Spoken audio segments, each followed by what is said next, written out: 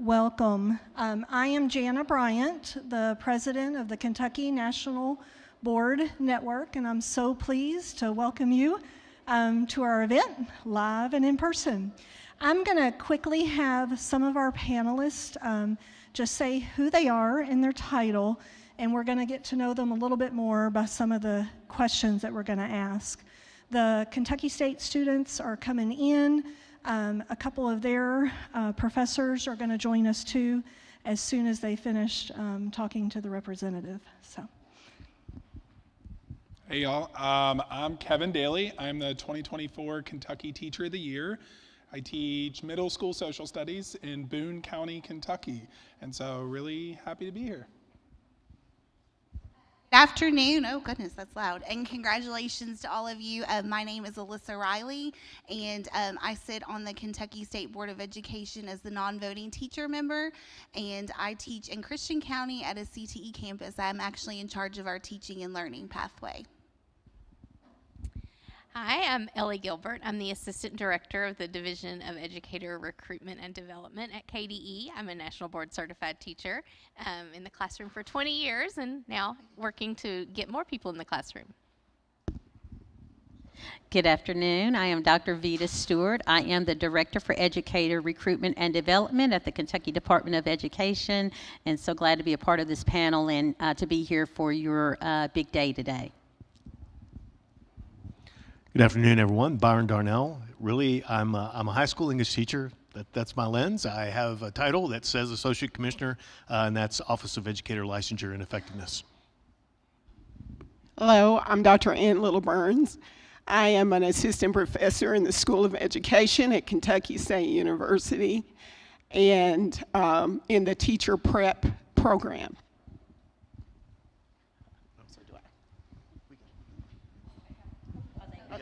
Okay. Good afternoon. How's everybody? Okay. My name is Michael Daly. They like to say Dr. Michael Daly, but I've been Michael longer than I've been doctor. So I am Michael Daly. I'm a former P-12 educator, Fayette County State Department, but I'm currently the interim provost and vice president at Kentucky State University. And I'm excited to be here and excited to have you all in this room. How you all doing? My name is Dr. Philip Clay, the chair of the School of Education. I'm also a former K-12 educator at Fayette County Public Schools. Good morning. My name is Scott Wicker. I am with Kentucky State University. I'm currently acting as the interim vice provost for academic affairs.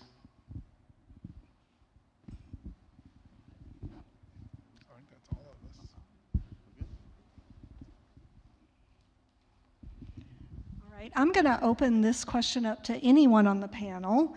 Why would you encourage pre-service teachers to consider national board certification early in their career?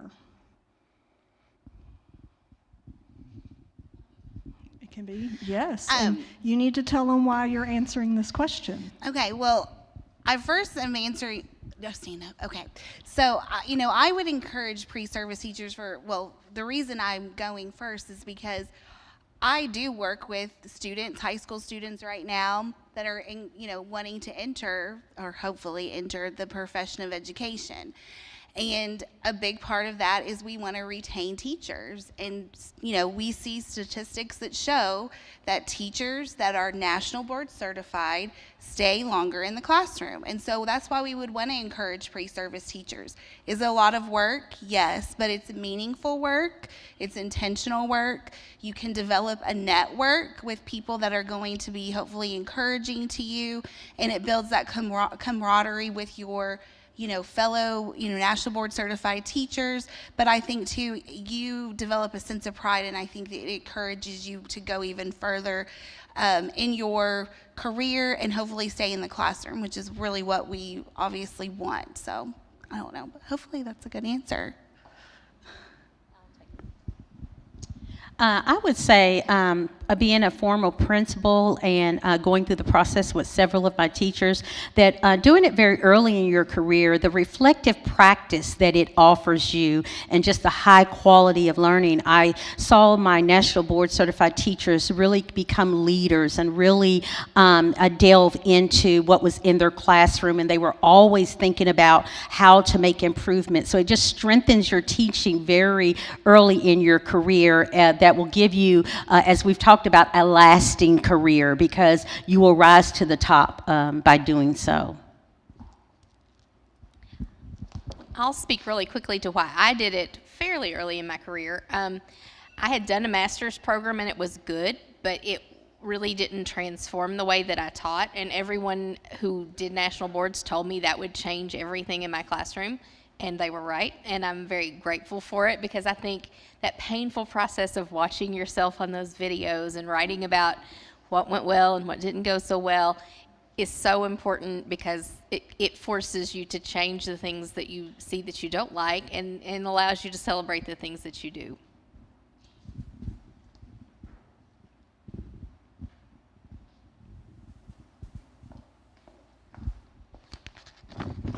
Hello, my name is Lisa Hanson, and I am the president-elect of the Kentucky National Board Network. So I'm joining in here on the panel. My next question is probably for the KSU people. When considering practicum in student teaching placements, is preference given to a cooperating teacher with national board certification?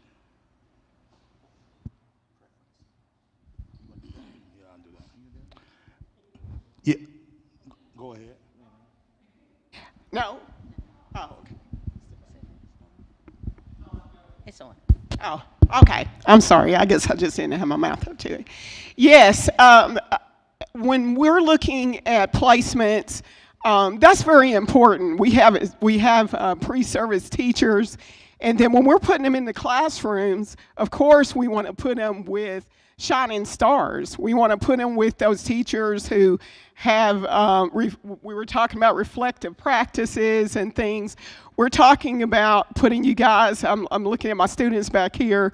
Yeah, so if I have two teachers here, one that's nationally board certified and one that is not, I am going to pick the nationally board certified teacher over the other one, just because of the experience that they have had. And I know it's a rigorous process. I'm also one of those who was a principal in Fayette County for many years, and working with teachers. And I had nationally board certified teachers that were in the classroom. And I can tell you, one of my teachers, I remember, she had been teaching for somewhere around 25 years at that point. And she was as fresh as a first-year teacher, as excited as a first-year teacher. That excitement never went away. And so, yes, absolutely, KSU, we would definitely, if we had the choice between the two, we would put them there.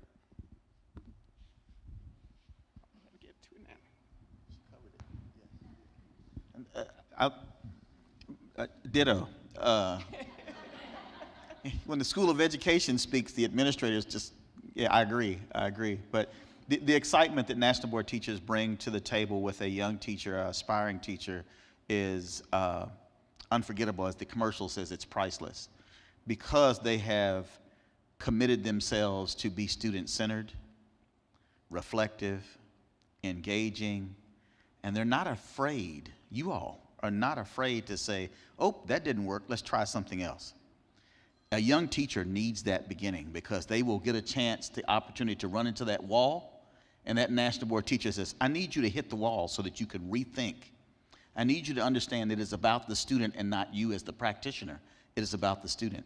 I'm not a National Board certified teacher, but I have recruited them, and I was actually a big advocate for the, is it Take One, First Step, Take One program some years ago, and I knew what you all were looking for in those educators. So our young aspiring teachers, that is on your pathway. I'm being parental. That is on your pathway, is to become a National Board certified teacher, because these young people in this room know what it means to change the life of a student that they encounter.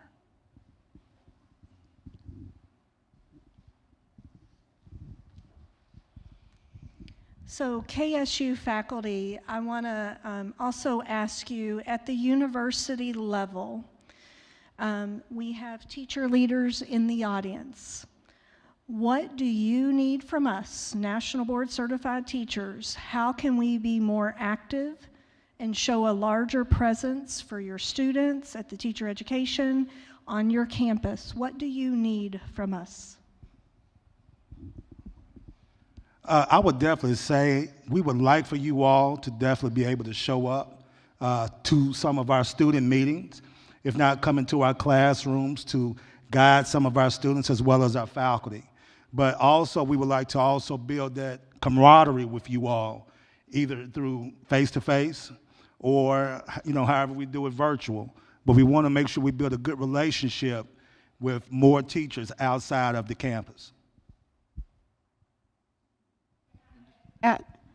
Can I add to Dr. Clay?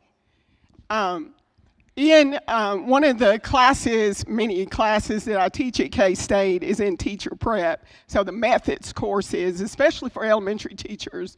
But so in those courses, I just want to give you a heads up as to what, trying to remind you all, because some of you all like me, you haven't been in the class, you haven't been there in a while in college. So I want to remind you what you were doing there. In these courses, this is the important part where they are learning how to do lesson structure, how to create a perfect lesson plan, how to follow their standards, how important standards are. They're learning where to go to find their everything. So my point is, in saying that, is definitely reiterating what our chair said, Dr. Clay, that I think that if you could connect with us in some way, we always bring folks in to talk to our students. We have a couple workshops a year where my colleague and I, we do workshops with our students to teach them different skills that they need to know as teachers. Maybe coming to one of those, or even just connecting with us on a level where you come into our classroom and speak to our School of Ed. We don't have a big group School of Ed, which is actually a wonderful thing because that gives you the opportunity to do some one-on-one with our students. And we would really appreciate that and welcome that.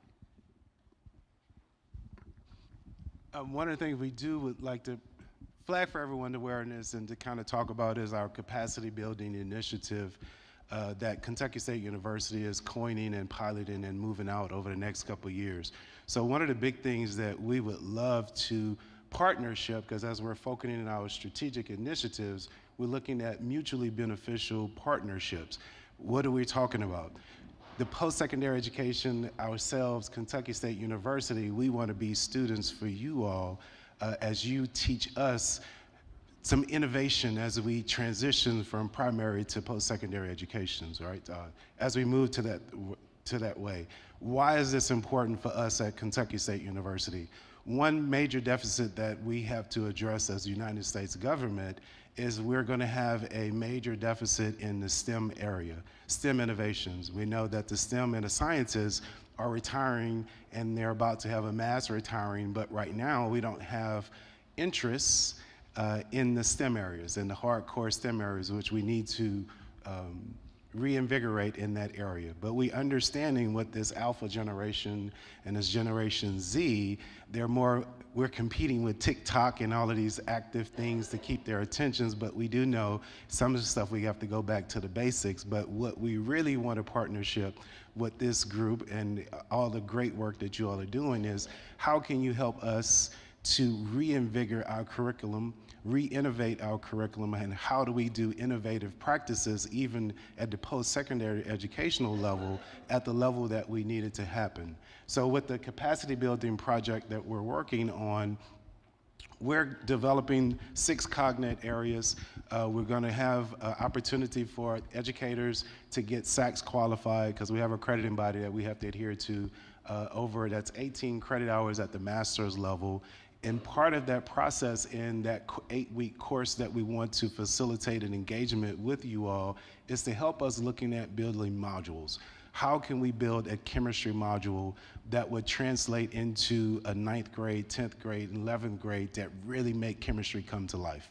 Something I do within my classroom being from Louisiana, food is our staple. So that's one thing that I use in chemistry, is connecting how the chemistry of food and the chemistry of the recipes, chemistry of our culture impact the taste that we have.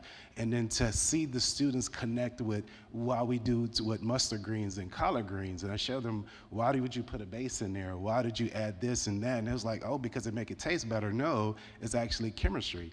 That basic taste, it makes that bitterness. So how do we cut that taste? So things like that, we need help of bottling that in modules, eventually making that into instructional books, but then rolling it out, and you all be the test pilot to test it out on 9th graders, 10th graders, 11th graders, 12th graders, and we're going to provide the resources, we're going to provide the platform for you to just take it innovatively, but then also you help guide us in the path that we need to go as they transition to become a freshman, sophomores. How then can I go deep into the content and then provide an opportunity for those students to demonstrate their competencies at the level that makes sure their employability, but that helps us to get to the innovation that is needed to come up with some of these problems that we have. Because global warming is real, climate change is real. We need to be adaptable and flexible for all of the things that we need to, but that's going to take innovation and collaboration. Was that it? You want me? So Dr. Wicker is the chemist. Did you tell that? Okay, he's the chemist. But what we're looking for you, let me give it to you this way. When I was in P12, how many of you remember the day, we don't do that anymore in P12 anymore. How many remember the day we used to blame the level below us or above us? You all remember that? Well, if the elementary people, I was in elementary, if the elementary people would do this, the middle school people do that. You remember that? Well, that still exists. We may not say it out loud as much, but it still exists. So what we're looking for in our P12 colleagues is, we don't do pedagogy very well. Now, the School of Ed is probably an exception because they have to, right? You all know how to teach. Most people in disciplines other than education aren't taught how to teach. So the innovation that Dr. Wicker is talking about in that depth of content has to be translated into higher ed, or we're going to become stand and deliver people only. So how can you influence how higher ed engages the students that are coming to us? And the way to do that is to get you all involved in the design and delivery and development process along with us. We've been talking about it in Kentucky for years. We want to see it happen, and we're inviting you to the table to help us do it.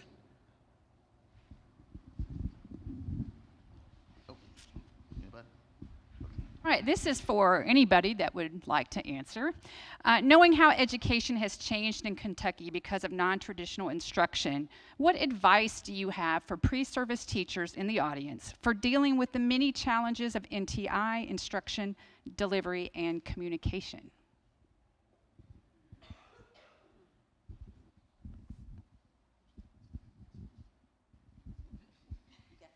Dramatic pause up here. Like, I don't know. Who are our pre-service teachers, by the way? Welcome. Yeah, absolutely. Please give them welcome. It's wonderful to have you here. Don't believe the narratives that are out there. It's an amazing, amazing profession. And we're so honored to have you here, and especially amongst the individuals that are setting the standard. So welcome.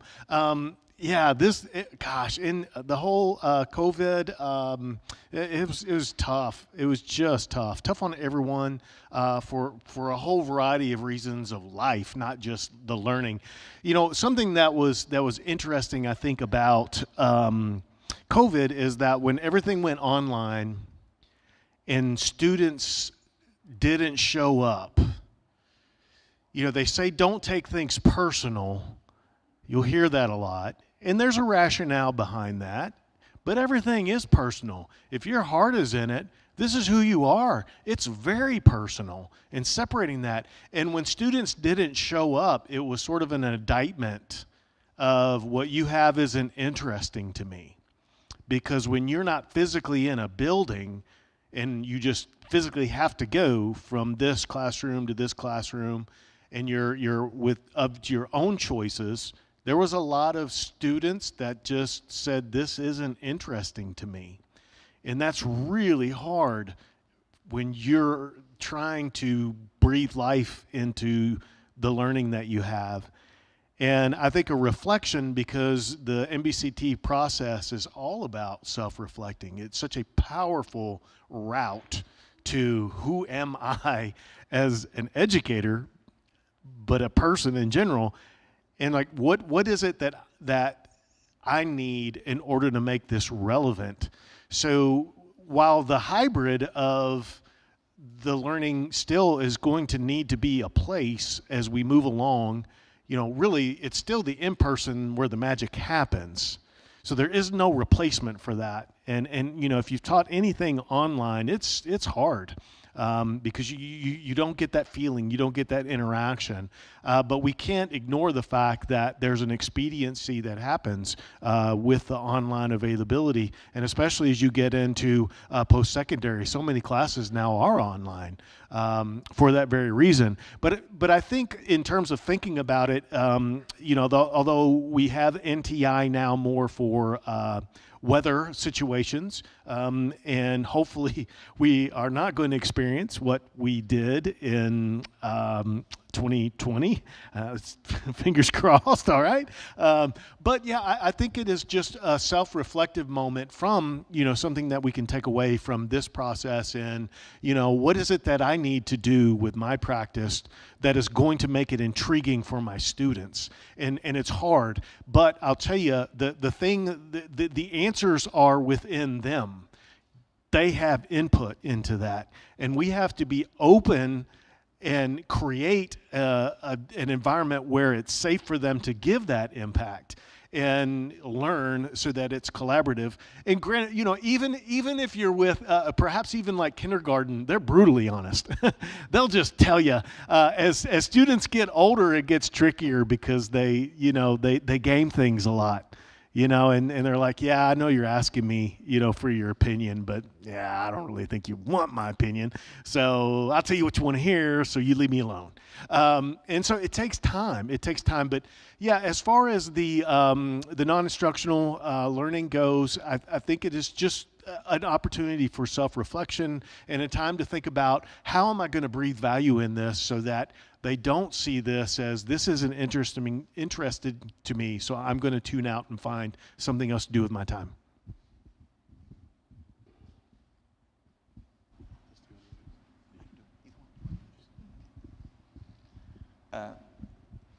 I'm not going to respond to that because I agree 100%, and I'm an online specialist, so I do appreciate the power of reflection is the way it is. I'd like to take this opportunity, if you don't mind, to pause just for a moment and introduce Kentucky State University's 19th president, Dr. Kofi Akapo. Dr. Akapo. Thank you. Thank you. Good afternoon. If you are a teacher in the room, can you please raise your hand? Oh, good. Fantastic. Well, on behalf of Kentucky State University students, faculty, and staff, I would like to welcome you to KSU. I'm also so excited to join in this celebration. I love you, teachers. We don't celebrate you enough. And I can go back to my 3rd grade. If you ask me who is my favorite teacher, that was my 3rd grade teacher. Because growing up as a young boy, I hated to be in front of a crowd talking to them. But this teacher, every opportunity he had, he made me stand up and talk to the class. And every time he did that, I hated it. But those days, you can't tell the teacher that you don't like it. So I went through that brutal experience until when I got my high school diploma, he came and I asked him, why have you tortured me that much? And his response to me was, because I know you are a leader. You're going to be a leader, a good leader. And I had no idea what leader meant at that time. So I look back and I was like, These guys saw in me something that my parents did not even see. So that's the role you all play. And then my daughter turned 5 years of age and she wanted to be a first grade teacher.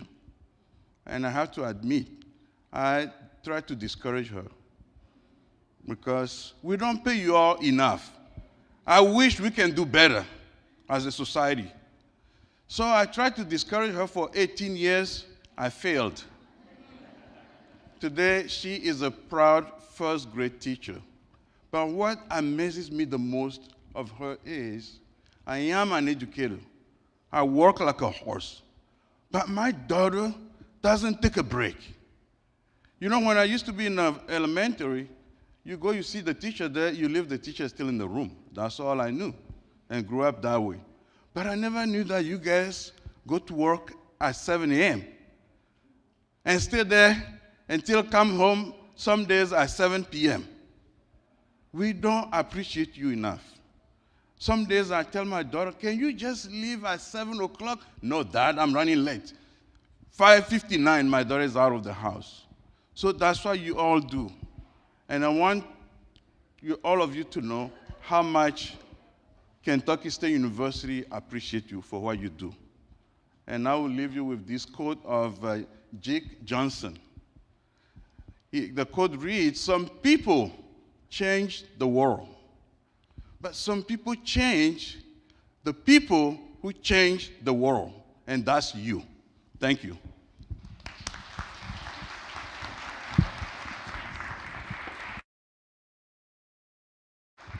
So I'd like to thank the panelists, and what we're going to do is just take a little break. Restrooms are in the first foyer as you entered the building, and we're going to just transition, hopefully for a 1 o'clock start time.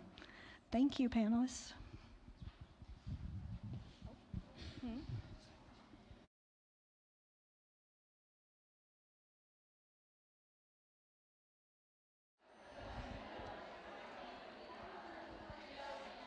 If you could please be seated, we are ready to start the ceremony. Renewals, you are actually sitting in the middle, in the row in front of the podium. Newly certified, you probably have found an envelope with your name. Guest, you can just fill us in the perimeter.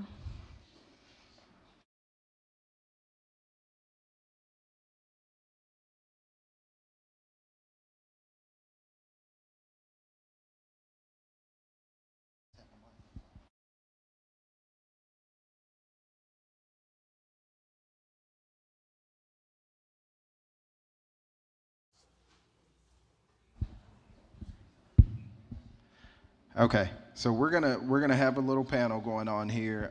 The students here from Kentucky State University, they are wanting to ask you guys questions. So as they ask questions for any of the new NBCTs or those who have maintained their certification, if you would like to respond or give a response, just raise your hand and we will bring around a mic to you. So.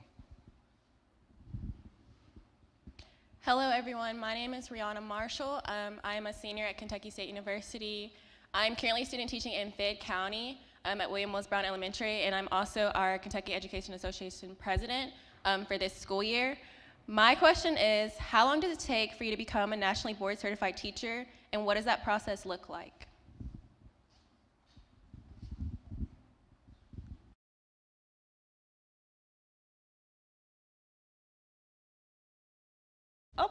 Hi, my name is Kimberly Fitch. I am from Boyd County, and the process for me was quite rigorous. I started with component 1, where I took the test, the assessment, and then the next year I did 2 additional components and followed up with the last 2 components. So it's different for every individual, but for myself, I chose to take the 3 years, just so that I would be able to have some of my sanity left. Thank you. Anyone else?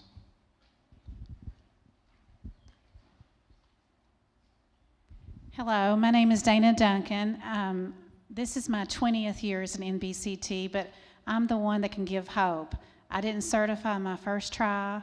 My second try, I missed it by 1 point. And the third time, I did certify, but I moved to a district that had a mentor, and the mentors are huge. So if you're considering it, make sure you find someone, a mentor, to help you with the process. And so I can give hope to anyone.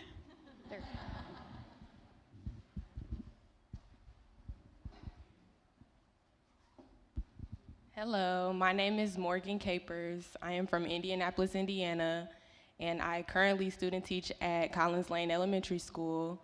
One question I do have for the National Board Certification is, how do you respond to cultural responsiveness?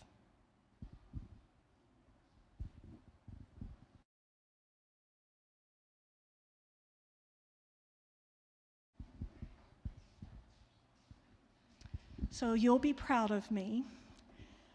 During COVID, I took my district up on getting my ESL endorsement. I'm a math teacher.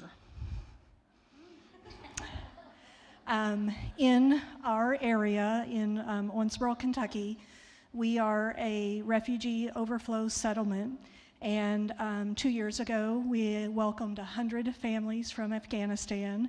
We're currently getting ready to welcome, I'm hearing 250 families from the Dominican Republic. So I think it's a very important issue, and I'm going to be honest, I think we need help. Kentucky Department of Education being more cultural responsive and understanding the stories that our students need told in our classroom.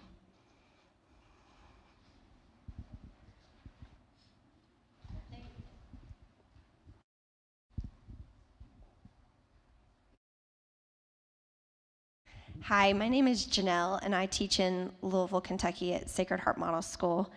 And back to the first question, I was once told you're either going through the national board process, you're either a microwave, you're a stovetop, or you're a slow cooker.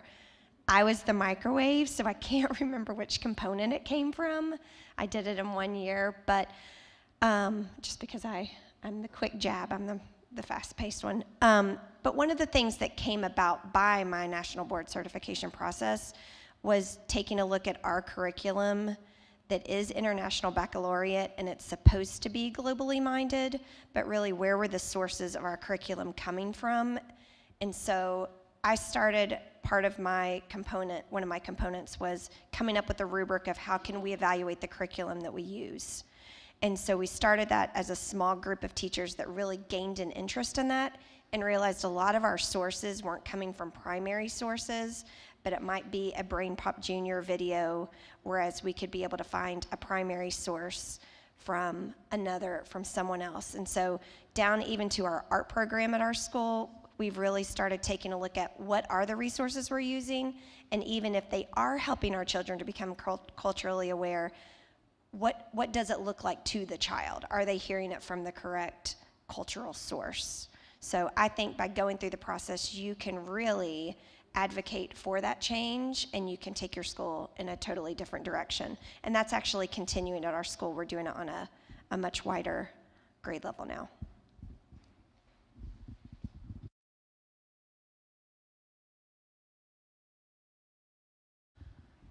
Hello, my name is Ladriana. I am from Cincinnati, Ohio, and I am student teaching at West Ridge Elementary. So my question is, how do you balance work and home life while still getting your certification?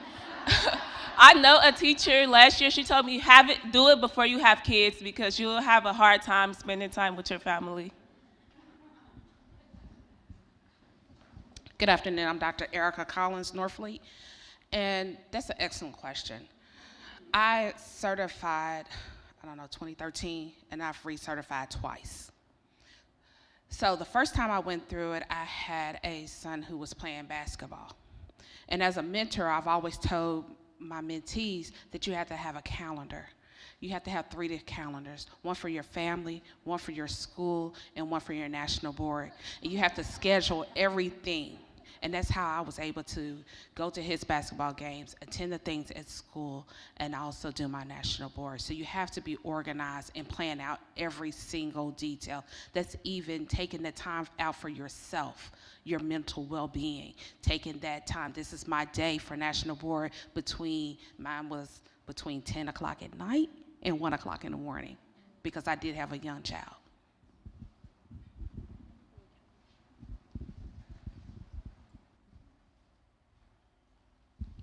I'm Katie Salyers, and I just certified, and it took me 2 years, and it was intentional because I do have 2 small children who are very active in sports. And so with the help of my husband and a wonderful retired teacher friend and a fantastic mentor, I set one Wednesday aside every week, pretty much for 2 years, where I would go to her house away from my kids so they wouldn't mommy me to death. And that just required a good support system, so that way I could set that time aside in order to make that work.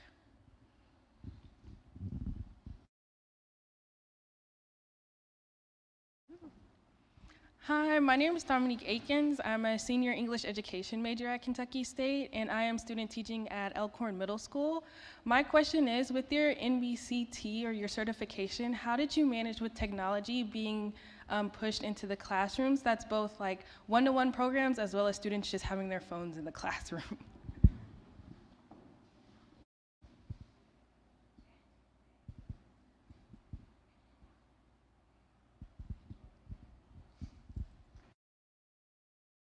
Hi, I'm Amy Clancy, and I've been teaching 25 years at Walton Verona Middle School, and this is my second recertification in National Board. Our school, I'm going to be honest with you, this year my students in my classes, I don't have any issues with cell phones. I have never caught a kid get one out. The kids are, moving around the classroom is what you have to do, because kids are going to do whatever they want to do if you're not moving around the classroom. And you have some teachers that sit, and then that's where all the problems begin.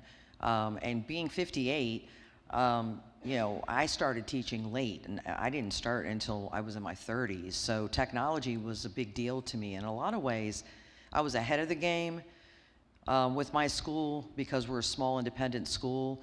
But now I feel like I'm behind the game, and so with AI and these tools that are there, my students right now in 7th grade we are learning about AI. They are in ChatGPT, and they are learning about it. They are learning about the ethics of what we're supposed to do and how do we use it. And so there's a lot of things that I've done. Way back in the day, I used to have, I don't know what they were called, like ITV, where we were able to talk to someone across the country. Okay, I don't remember what it was called, but I've been able to do that early on in my career. And so I was always trying to bring in, not only just from other areas, like with the multicultural question, because my school is very not multicultural, where we've got a very small percentage of kids there that are. And so my goal was always bringing it in.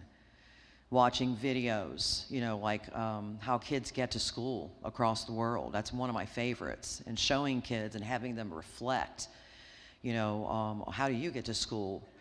The other day we looked at third world country kids reading first world country problems and vice versa.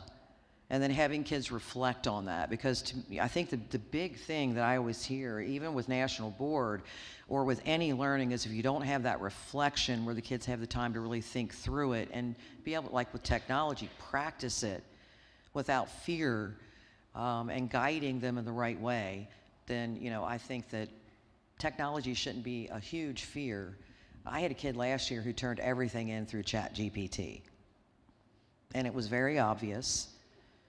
So one thing teachers have got to do is they've got to get into this, and they've got to start reading these responses and understand that it's coming from an artificial intelligence. And this kid, he didn't make a good grade. He did not make a good grade.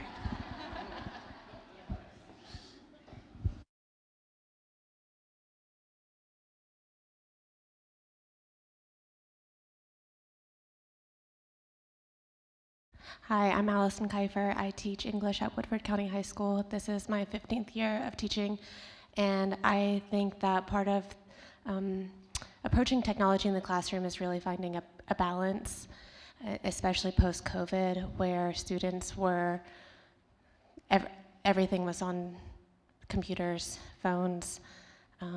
I've really scaled that back in my classroom, made them put away the Chromebooks, put away the phones. We're going old school, post-it notes, poster boards, whiteboards. But that's not to say that technology is not beneficial, but really finding a balance. You know, what you can do on a Jamboard, you can do just as easily with post-it notes and getting students to get up and move. And I feel like that's especially important post-COVID. These students have missed all of that, and the sense of community that builds, where the device is so individualistic and it's one-on-one, that when you take the device away, it helps to create your classroom culture and sense of community so much more. So finding that balance.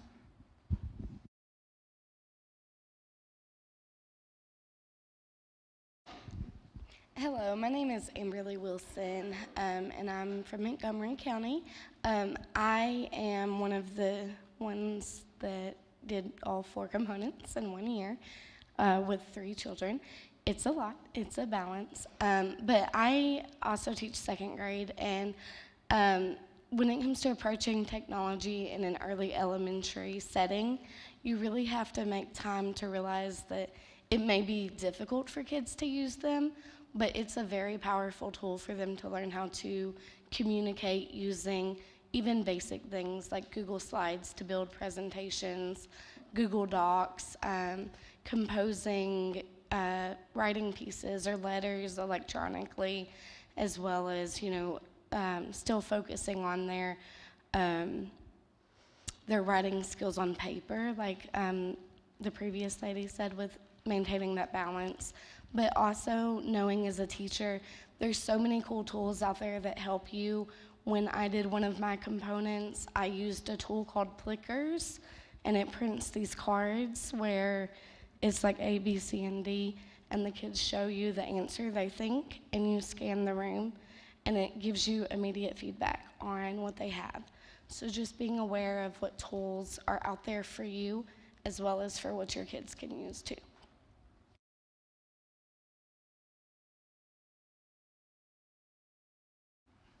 How y'all doing? My name is Joaquin Johnson. I'm homegrown, Lexington, Kentucky. I bleed blue. I'm at Westridge. I work with the kindergartners. My question is going to be for the male teachers. Ladies, if y'all want to chime in, go ahead. But I mean, y'all see me. I like to think I'm a very confident male. I like not cocky, but I just want to know how during your years of being teachers, what did you have to learn? What did you have to tell yourself, I can't be doing this in the classroom anymore, or I can't say these things around these kind of students? Does that make sense, my males, my guys?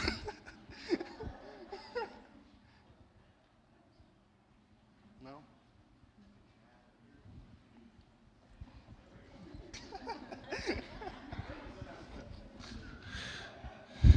In today's day, you have to be aware that no matter what level that you are teaching, you can be recorded.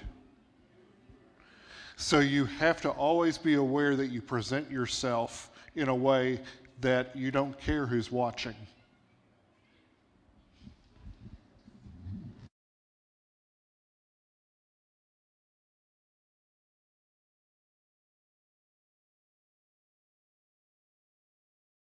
I'm Darcy Houston. This is my certification year. I'm from Campbell County.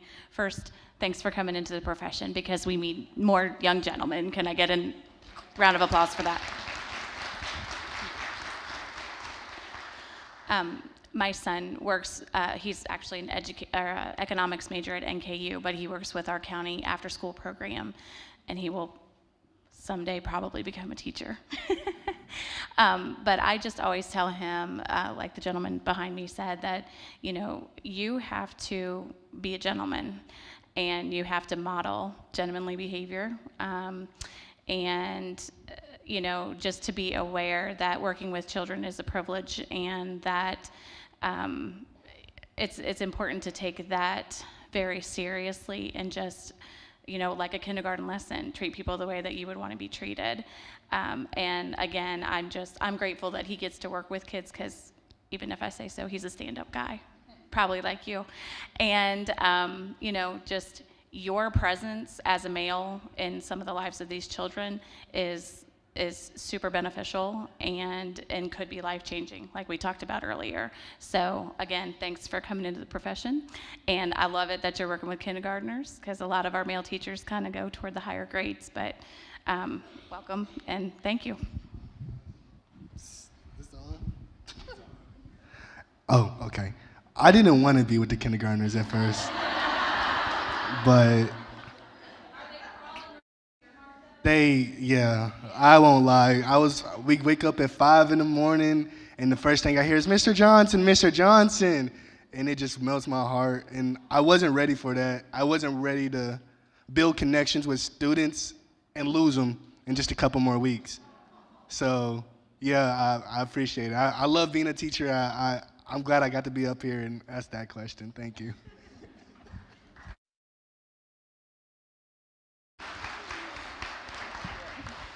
Hi, my name is Jonathan Rogers. I'm a math professor at K-State. I had JJ in class. The kids are going to love him. They'll be engaged.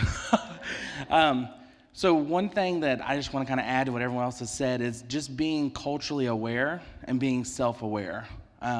So again, I am a white male teaching at Kentucky State University, which is a proud HBCU. And so again, you have to be aware of your background, your culture, and where you're coming from. And have to be aware of your students' backgrounds and cultures and stuff, and how the two intermingle and how the two relate and connect. I grew up in Owen County High School, which is literally only 25 minutes north of Frankfort, where K-State's located. And I graduated in a very dominant white class with only 4 African American peers. And so again, like I said, knowing your background, knowing yourself, knowing your culture and who you are and where you come from and how that impacts your students in your classroom is so, so, so important. And so now being a professor at K-State, it changes perspective, and it changes, you know, who you are as a person as well, and you learn and you adapt and you be flexible. So, but congratulations, JJ.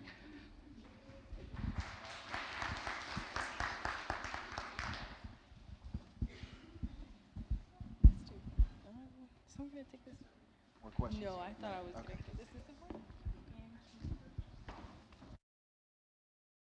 Round of applause. Thank you. And I guess just from here.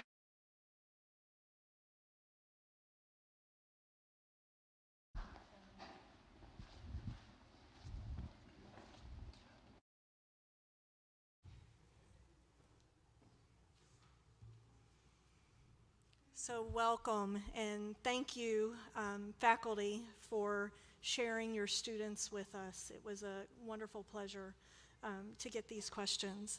I am Jana Bryant, and I am the current president of the Kentucky National Board Certified Teacher Network. I have been teaching for 30 years and currently serve as the district math instructional coach in Davis County Public Schools. I am an NBCT in the area of adolescents and young adults in mathematics. I originally certified in 2009 and recertified in 2019. I have helped provide training and mentoring in the work of National Board within my district, across the state, and throughout the nation. We are so honored now to welcome all of you to the Kentucky National Board Certified Teachers Network Recognition Ceremony in honor of our newest NBCTs in Kentucky. Thank you so much for joining us today as we recognize the 103 National Board Certified teachers who just certified in December, and the 253 who maintained their certification last year. We know how much time this process takes, hundreds of hours of reflection, planning, revising, and writing, but the most hard-won accomplishments are the most rewarding. Your practice is better because of the National Board Certification process, and you are now better able to adapt and make those those in the moment decisions that will most benefit your students' learning. Research shows that students of NBCTs can have 1 to 2 months gain in their student learning. National Board teachers also tend to be more driven, more mission-focused, and have higher rates of job satisfaction. It is no surprise that National Board teachers remain in the classroom and in K-12 education at much higher rates than others. It is important for teachers to communicate their ideas about education. We need to say what is working and what needs changing. We need to voice that to our elected officials and decision makers. In my National Board journey, I reflected on how to be a catalyst for change. I learned to partner with organizations and teachers who are the influencers that can drive the changes we need, because Kentucky students and teachers deserve the best. We do hope that you will join us in our network if you haven't already. It's a way for you to become active in the community across Kentucky. There is much work that needs to be done to ensure that every district, every school, and every child has a National Board certified teacher in their K-12 experience. We need your help, and we will find opportunities for you to continue growing as leaders that will be open if you choose to take us up on this work.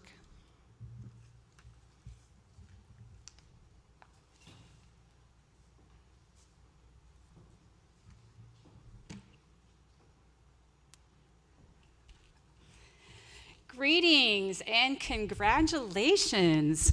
My name is Lisa Hansen, and I serve as the current president-elect of the Kentucky National Board Network.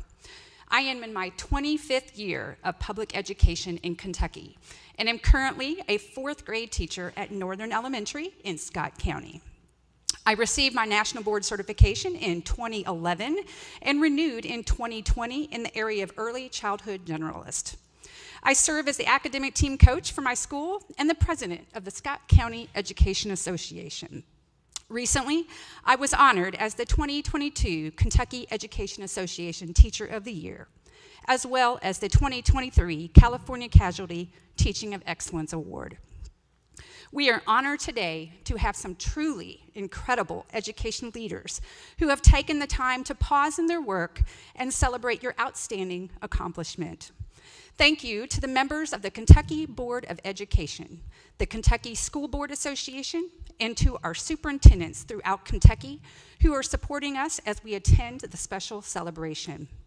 We also understand that our Kentucky legislators from both the State House of Representatives and the State Senate are celebrating us with us today. And a big thank you to everyone at Kentucky State University for hosting us, providing lunch for our new NBCTs, and to the Kentucky Department of Education, and especially Jocelyn Waddle for her advocacy and efforts in helping us put on this very special event.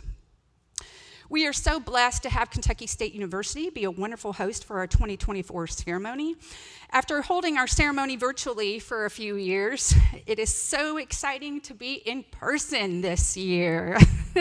At this time, I would like to just welcome and announce Dr. Kofi Akapo, who serves as the 19th president of Kentucky State University.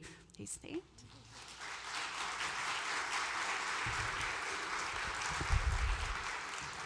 Welcome. I'll tell you a little bit about him here.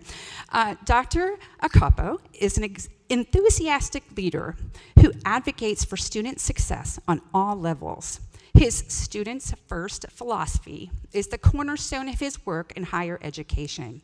He has been the president of KSU since July 1st of 2023. Prior to coming to KSU, Dr. Akapo served as president of Bluegrass Community and Technical College, where he implemented his students first initiatives throughout the institution. These initiatives included developing and expanding core values and student-centered goals, restructuring and enhancing the enrollment and advising processes through the implementation of strategic enrollment and retention initiatives to improve student success and increase enrollment, and working with local high schools to increase dual enrollment in scholarship opportunities. As a vice president for business, administrative, and student services at North Central State College in Ohio, his leadership included the implementation of numerous initiatives that helped move the college from an operating budget deficit to a positive financial standing. Prior to North Central State College, he served in leadership capacity at the Ohio Department of Natural Resources and at Central State University. Strong connections to family and community are important to Dr. Akapo. His passion in life and career is helping others achieve their dreams, and he is guided by what best serves his students. He holds a PhD in Higher Education Administration from the University of Toledo and a Master of Business Administration from Ashland University in Ohio. Please welcome Dr. Akapo.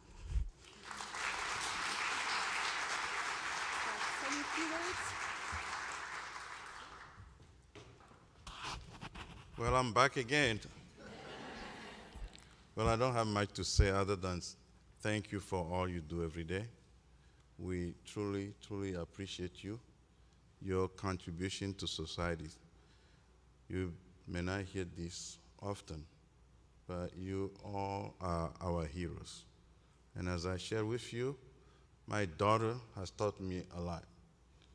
I know what you all do behind the scene to make sure our students are successful. Again, thank you so much.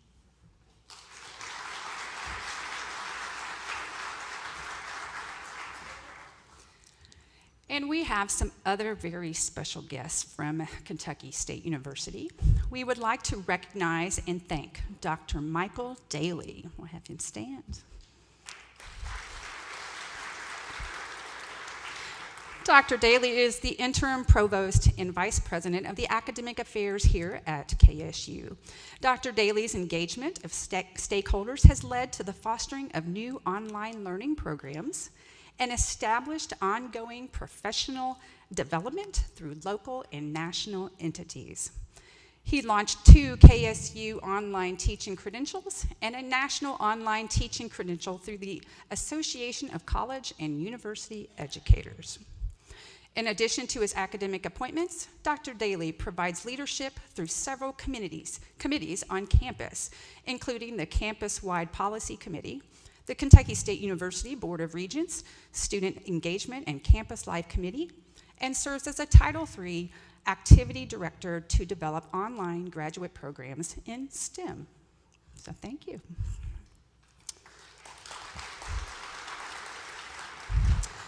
We also have Dr. Scott Wicker. I'll have him stand.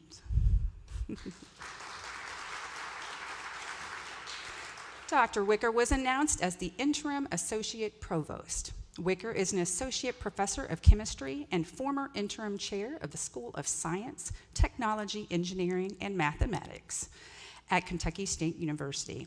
He's a recognized expert in inorganic chemistry and science policy, and an innovative facilitator for leading highly productive teams.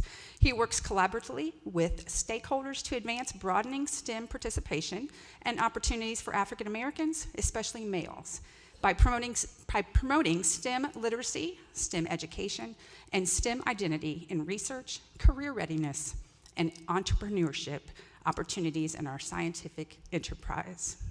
So thank you very much. We also want to thank Sonia Sanders and Sierra Barber for all your hard work and support organizing this beautiful event to help us celebrate our Kentucky teachers. Are those two ladies here? No? Probably organizing, I'm sure. We would also like to thank the culinary and hospitality staff here at KSU for a fantastic lunch. So thank you so, so much.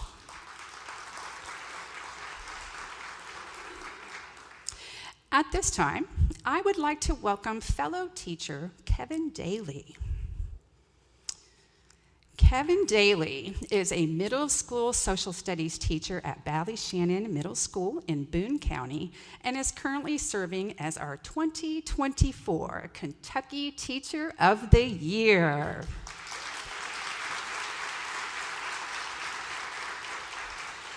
Daly began his career in 2012 teaching social studies at Gallatin County High School and has taught in Boone County since 2019. Welcome, Kevin Daly.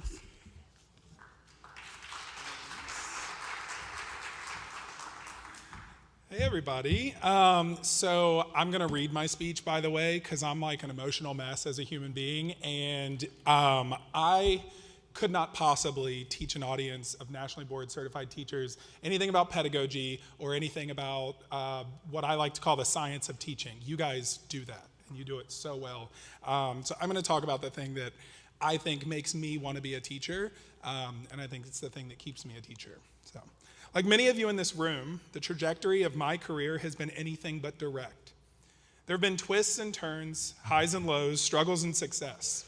When I think of the hours worked, the sacrifices made, and the students impacted on your way to getting here, I can't help but reflect on my own journey. I was never supposed to be a teacher. I was supposed to paint houses like my dad and his dad before him.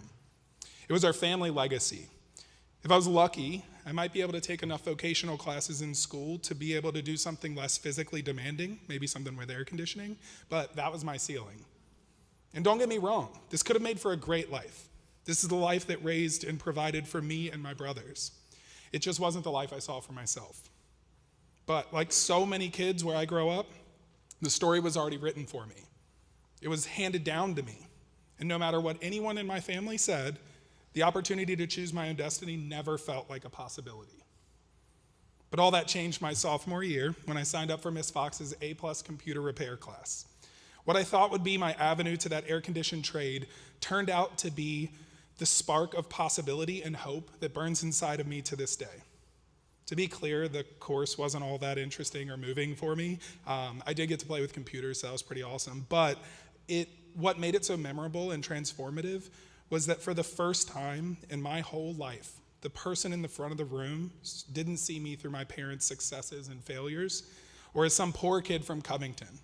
Instead, Miss Fox saw me as me. In thinking about it, there wasn't a single thing that she did specifically. Honestly, 20 plus years later, I don't remember really anything about that class, like the lessons we learned or anything about repairing computers. You can ask my IT department. But what I do remember is how she made me feel. If I made a mistake or a bad decision, she wouldn't blow it off as unimportant because of where I was from. She talked to me. She guided me through it. She didn't let me get away with turning in work that wasn't my best because of some preconceived notion of my abilities. She held me to high standards, and she believed in me. Miss Fox saw me as someone capable of learning and growing beyond my circumstances, which allowed me to see that in myself. Without this one incredible teacher, I wouldn't be where I was, and my life would have turned out very different from what it is today. So when I became a teacher, and this is for you guys, you aspiring teachers, this was my North Star. This was my compass. It's been a reminder that the most important thing that I can do as an educator is to make sure that every single student feels loved and welcome at school. Ms. Fox showed me that safety and a sense of belonging are prerequisites for learning. And because of that, I believe that my primary responsibility as a teacher is to focus on students as individuals, to see them and appreciate them for exactly who they are. Each of them has their own story, their own needs and wants and interests and goals. And if we acknowledge and support them in that way, not only can we create a better learning experience for them, but we can also create a more positive and uplifting culture in our schools. Leading with compassion and empathy creates an environment where students and teachers want to run in the building instead of running away from it. With this foundation of kindness and caring for my students, all the other things seem to fall into place. The creativity and engagement that I bring to the classroom is only received because my classroom is a place of belonging. The skill and passion I have for civic education and social studies only lands because every single student has a voice in that process. That was true for me. I had so many incredibly talented and skillful teachers, but I remember Miss Fox. I remember her kindness. I remember that she made me feel like I existed. That's what teachers do. We teach content for sure, and in most cases, in all of your cases, you're experts of it. But we also build and nurture relationships to make sure everyone feels welcome and a part of something. We spark creativity and curiosity in the hearts and minds of our students. We model compassion and empathy so that future generations can make a difference in the lives of the people around them. And we inspire hope and possibility into kids who grow up feeling like their story has already been written for them. Maslow's research claimed that safety and sense of belonging have to come before learning. John Hattie's analysis showed that the greatest influence on student success is having a teacher who cares. But Ms. Fox, she lived it. She proved it. She showed that making students feel seen can change lives. And because of that, that's the legacy that I get to carry.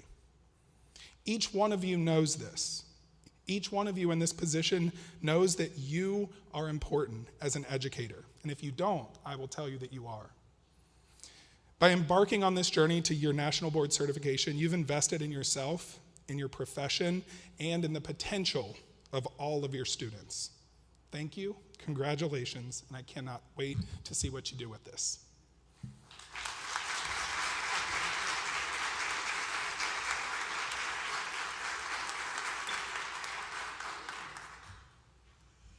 Thank you so much, Kevin.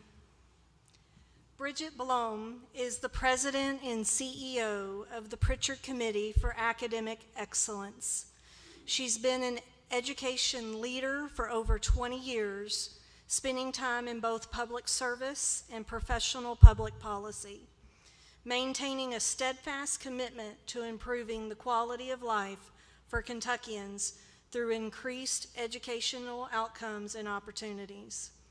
Before joining the Pritchard Committee, she was the Director of Public Policy for United Way of the Greater Cincinnati area, with a specific focus on early childhood policy. She spent a decade as an elected member of the Board of Education in rural Pendleton County and is the former Vice Chair of the Kentucky Board of Education, where she served from 2008 to 2014. She has worked in policy, research, and advocacy on issues related to education, poverty, and state taxes and budgets, including work for universities in Ohio and Kentucky for the Federal Reserve Bank of Cleveland. She holds an undergraduate degree in economics and international studies and a master's degree in public policy. She is currently at a conference and has sent words that she has asked for me to read. As we gather in this room filled with National Board certified teachers, it's a moment to celebrate and honor the exceptional dedication and impact each of you has on the lives of students and the broader education landscape. Achieving National Board certification is a testament to your commitment to excellence, your deep understanding of the art and the science of teaching, and your relentless pursuit of improving student outcomes. Your journey to certification is one of continuous learning and professional growth.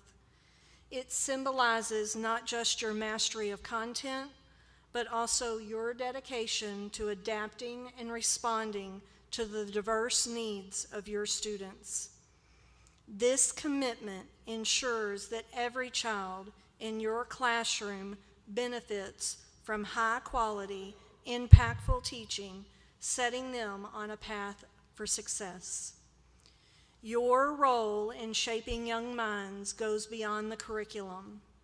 You instill confidence, inspire curiosity, and you open doors to possibilities that many students never knew existed. The positive ripple effects of your teaching extend far beyond your classrooms, influencing families, communities, and ultimately the fabric of our society. Everyone in this room today elevates the teaching profession and sets a benchmark for excellence that inspires both new and veteran educators. Your leadership and mentorship create a culture of continuous improvement in schools, making them vibrant centers of learning where all students have the opportunity to thrive. In celebrating your achievements, we also acknowledge the profound impact you have on student learning and achievement. The dedication you show every day in your classrooms contributes significantly to shaping a brighter, more informed, and compassionate future. So, to all of you who have taken this challenging and rewarding path to become National Board Certified Teachers, congratulations. Your hard work, expertise, and passion for teaching are truly making a difference in the lives of students and in the quality of education across our nation.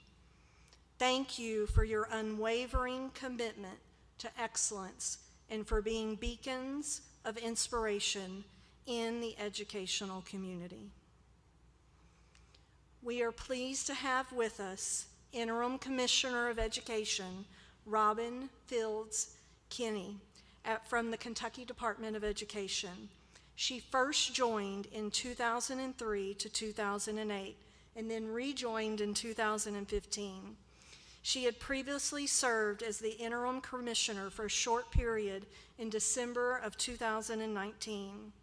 She received a bachelor's degree in political science from the University of Kentucky and a Juris Doctorate from UK's College of Law.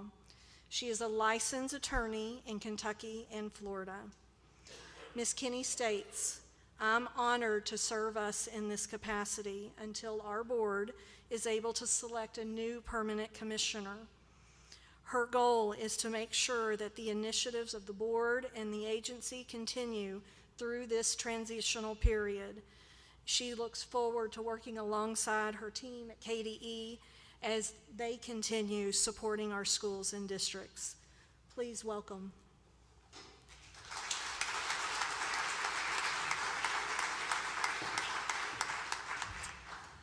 Thank you so much. It's a pleasure to be here with you today. I thought I'd start with just a little bit of my background, because when the question was asked how many teachers are in the room, almost everybody raised their hand.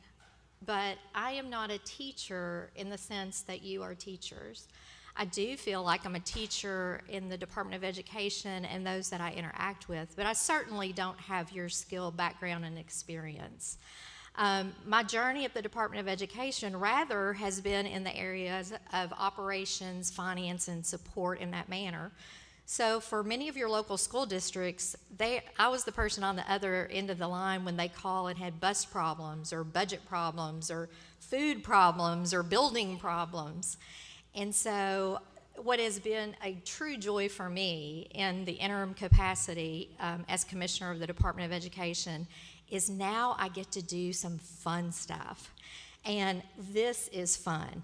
This is recognizing the excellence of teaching in Kentucky. So I feel very, very honored to be here with you today. And also, as the president said, I have a teacher in my family too. She's a kindergarten teacher, and she teaches at Shelby County. So I didn't try to talk her out of it necessarily, but she took the long way around to get there too. And I learned from my favorite teacher every day about the challenges, the excitement, the joy, the wonder of being a teacher. It is a pleasure to be able to be here with you to recognize this significant accomplishment. Today, our newly certified teachers, you join a very distinguished group of teachers in the Commonwealth. And for those that are tackling your recertification, we commend you for continuing to fight the good fight on behalf of our students. I'm very proud as a Kentuckian to say that we have been a long, long national leader when it comes to national board certification, with 671 national board candidates, 103 newly certified teachers today, and 253 educators who chose to maintain your certification. Kentucky has consistently been in the top 10 of all states across the nation in national board certified teachers. So that in and of itself is something to celebrate. I'm very pleased to report today Kentucky has 4,385 national board certified teachers, and we certainly anticipate and expect those numbers to rise. As I tried to learn more about what it meant to be a national board certified teacher, and I learned about the challenging journey that you have traveled to obtain your certification, I really am filled with gratitude for your dedication to your profession. I'm sure there were times that you felt like either I heard the reference of microwave or marathon, so both ends of the spectrum. But trying to keep that end goal in sight, but still trying to put one foot in front of another every single day towards your goal. And I do also wonder a little bit if you ever said to yourself along your journey, what am I doing? This was voluntary. What did I think when I signed up for this? And let me tell you, in my role, I can relate. I understand that your process is very rigorous. It's challenging, it's intense, it's time-consuming, the countless number of hours required, many of those occurring after you've spent all day in the classroom, on weekends, after you've had to participate in extracurricular activities, and then you still have those responsibilities. Great question from our panel of students, right? How do you juggle all this and still have time for your family and your friends? And so it is very challenging. But on the other hand, I feel certain that you have found this journey to be fulfilling and rewarding for you in your professional capacity. But keep in mind, your success also directly benefits the students of the Commonwealth. You can be proud of this great professional achievement, which has been created by teachers, for teachers, and reflects your performance in the classroom, your own deep self-reflection on your teaching, and an assessment of your content and the science and art of teaching, as our Teacher of the Year spoke to. Your achievement provides a direct benefit for the students of our Commonwealth, students that are in your classroom right now, today, and students for years to come will benefit from you being a national board certified teacher. Each and every student in our Commonwealth deserves an accomplished teacher. Someone dedicated to their craft, willing to strive to be the best, to enhance their training, experience, and depth of knowledge. Individuals who do this voluntarily with your own internal motivation to serve our children, our schools, and our communities. The fact that so many of our Kentucky educators have chosen to go through this process is proof that our Commonwealth has exemplary educational professionals. So I thank you for choosing to be an accomplished teacher. On behalf of us at the Kentucky Department of Education and the State Board of Education, congratulations to our newly certified National Board certified teachers. Today, you have crossed the initial finish line. We honor the work and sacrifices that were made to get you to this day, and we look forward to your continued opportunities that your accomplished will bring to you both personally and to our students across the Commonwealth. Thank you again.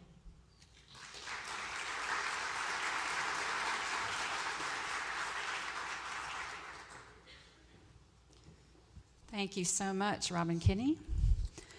Former National Board for Professional Teaching Standards board member Peggy Brookins, NBCT, joined the National Board as Executive Vice President in December 2014. And I'm going to hold up on that just for a second. We have a very special guest that will be coming here, and I will turn it back over to Janet. We are so honored to welcome our very own Lieutenant Governor Jacqueline Coleman. Jacqueline Coleman is the 58th Lieutenant Governor of Kentucky.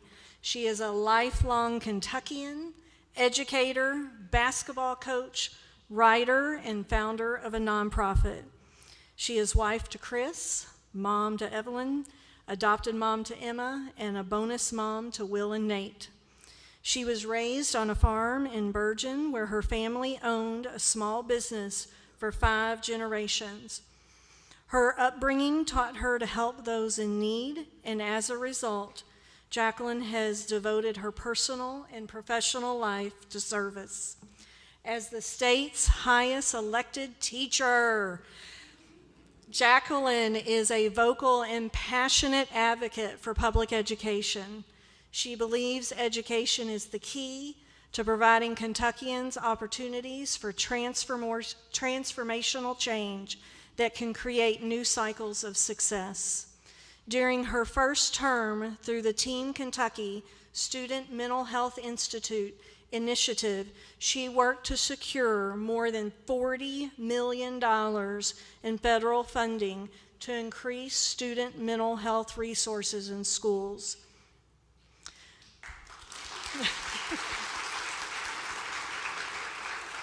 She led the change to waive the testing fee for adults earning their GED, and since then, more than 8,900 Kentuckians have earned a GED and have changed the trajectory of their families' futures.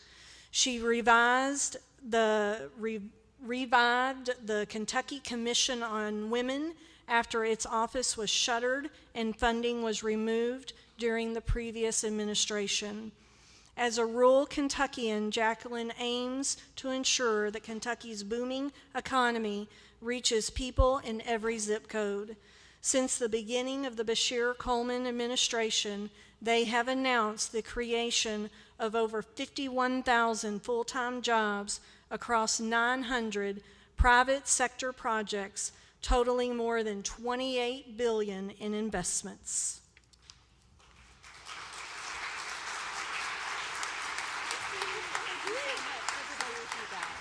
Yes. Good afternoon. It is so nice to be here with all of you today, especially because we get to honor the best of the best. And I always look forward to this ceremony because I know what it means. I know what you've been through. I did not go through it, but I have many teacher friends who have gone through this journey of becoming a national board certified teacher. It is not for the weak of heart, for sure, but it's an honor to be with you because you represent the best of us. As the highest elected teacher in Kentucky, I wake up every morning trying to figure out how we can help every student across this Commonwealth and the people who show up for them every day. You do the exact same thing in your classroom, just a little bit bigger constituency from the Lieutenant Governor's office. But I always say that we've got to do three things in public education, and it sounds simple, but it's not easy. But the first thing is that we have to put kids first, and if you didn't do that, you wouldn't be here today. But the second thing that most folks miss is we have got to stand up for and to support the people who stand up for and support our kids every day. The village that gets them to school, that teaches them chemistry, that feeds them food, and that gets them back home. All of those folks make such a crucial difference in the lives of our kids, and sometimes they get lost by the wayside. And so I want to make sure that we're supporting the people who show up for our kids.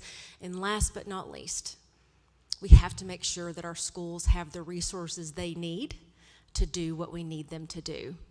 My grandfather used to say that you can't win the Kentucky Derby with a pack mule, and he was right. And a lot of times as a teacher, you're told, okay, well, our budget is here, but we need you to achieve here. My goal as Lieutenant Governor, Andy Beshear's goal as governor, is to close that gap so that you have the resources that you need to do what we need you to do. You are a member of the most important profession. And everybody always says that you're the profession that creates all other professions, and you are. But the future of our economy is sitting in your classrooms today.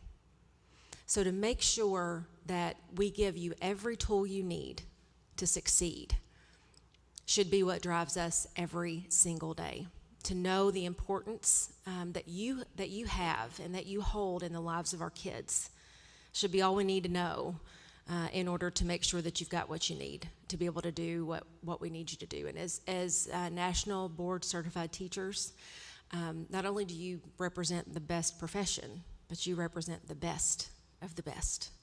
And I will continue to make sure that every day I wake up, I'm fighting for you, I'm fighting for your classrooms and the kids in those classrooms, because that's where our future is. And we have never been in a more critical time where we need good teachers to enter the profession and to stay in the profession. We all know the teacher shortage crisis that we're facing. We all know the mass exodus of the teaching profession that we are facing. And every day we're working to make sure that those working conditions, which are our kids' learning conditions, are better, that the respect is restored, and of course that funding reflects our priorities. This is a budget year in the legislature, and I always say that your budget is a reflection of your priorities and your values. And so I'm so proud that in Governor Beshear's budget proposal, it included $1.1 billion worth of funding for our schools. That would include an 11% raise for teachers. It would include universal pre-K for every 4-year-old across Kentucky. And it would fully fund transportation. Those are just three things, that you think about.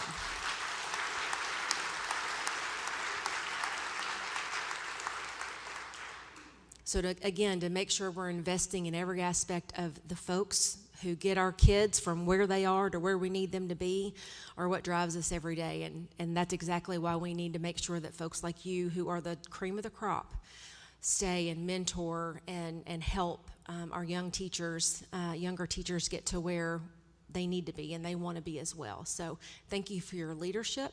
Thank you for your example, for your dedication to our kids, and a professional dedication to your craft that is the most important across the state of Kentucky. Thank you so much for having me today.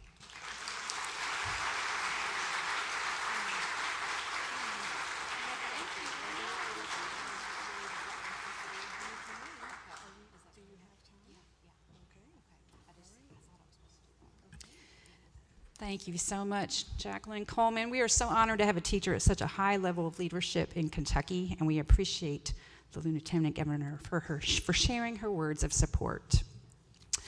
All right, I'm going to take two on what I did before, maybe. Oh, it keeps me guessing. All right, do you want to announce that? Do you want to announce that?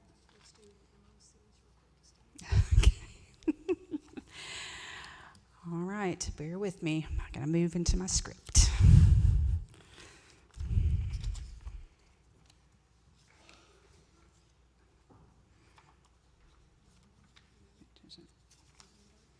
Mm-hmm.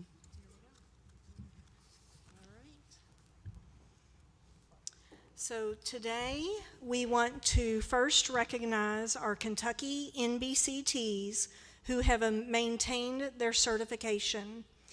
NBCT renewal with the MOCs, will you all please stand?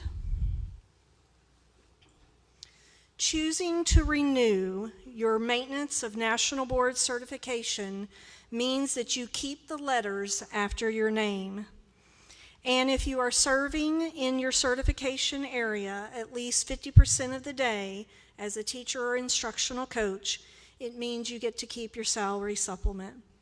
But maintaining your certification means so much more than that, right? It means you're committed to continuous growth in your practice. It means that you refuse to coast or get too comfortable in your career. It means you have high expectations for yourself as well as your students.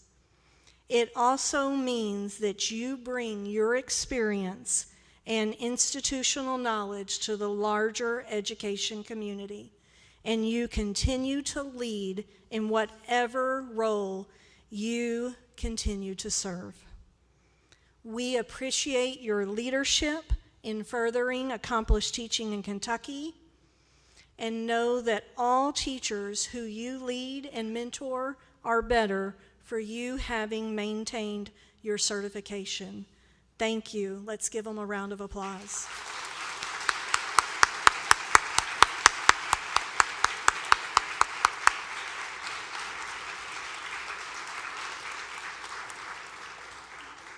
You may be seated.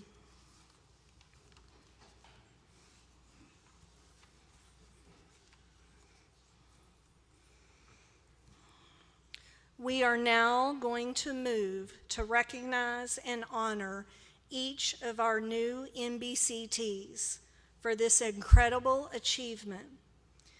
We want to honor you now by reading your names, your certification areas, and your districts. Would our pinners prepare, and our people that are also going to just stand and and we're going to do this graduation style, okay? So, Dr. Stewart, would you join?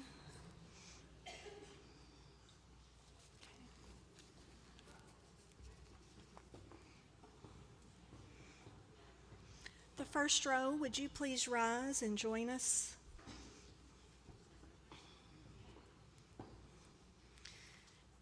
Kenneth Alford, NBCT, Mathematics, Christian County.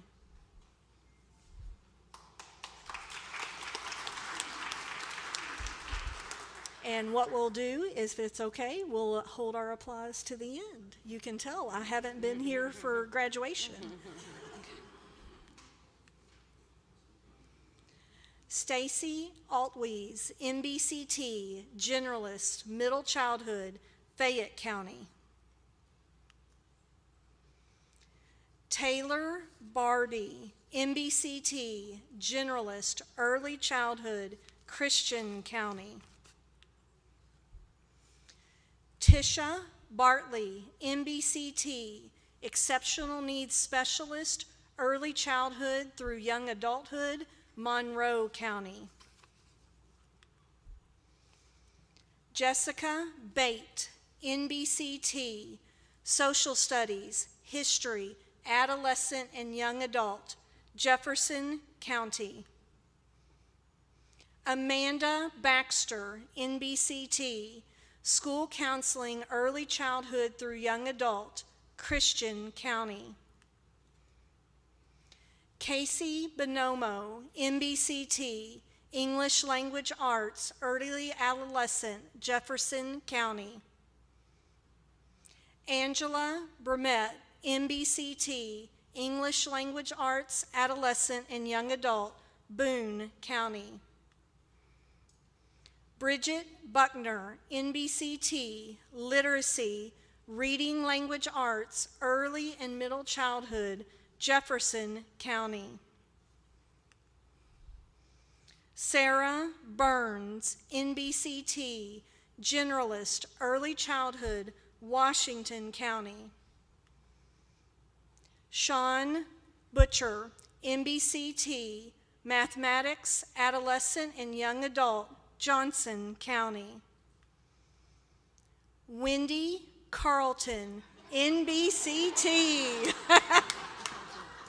Mathematics, Early Adolescent, Jefferson County.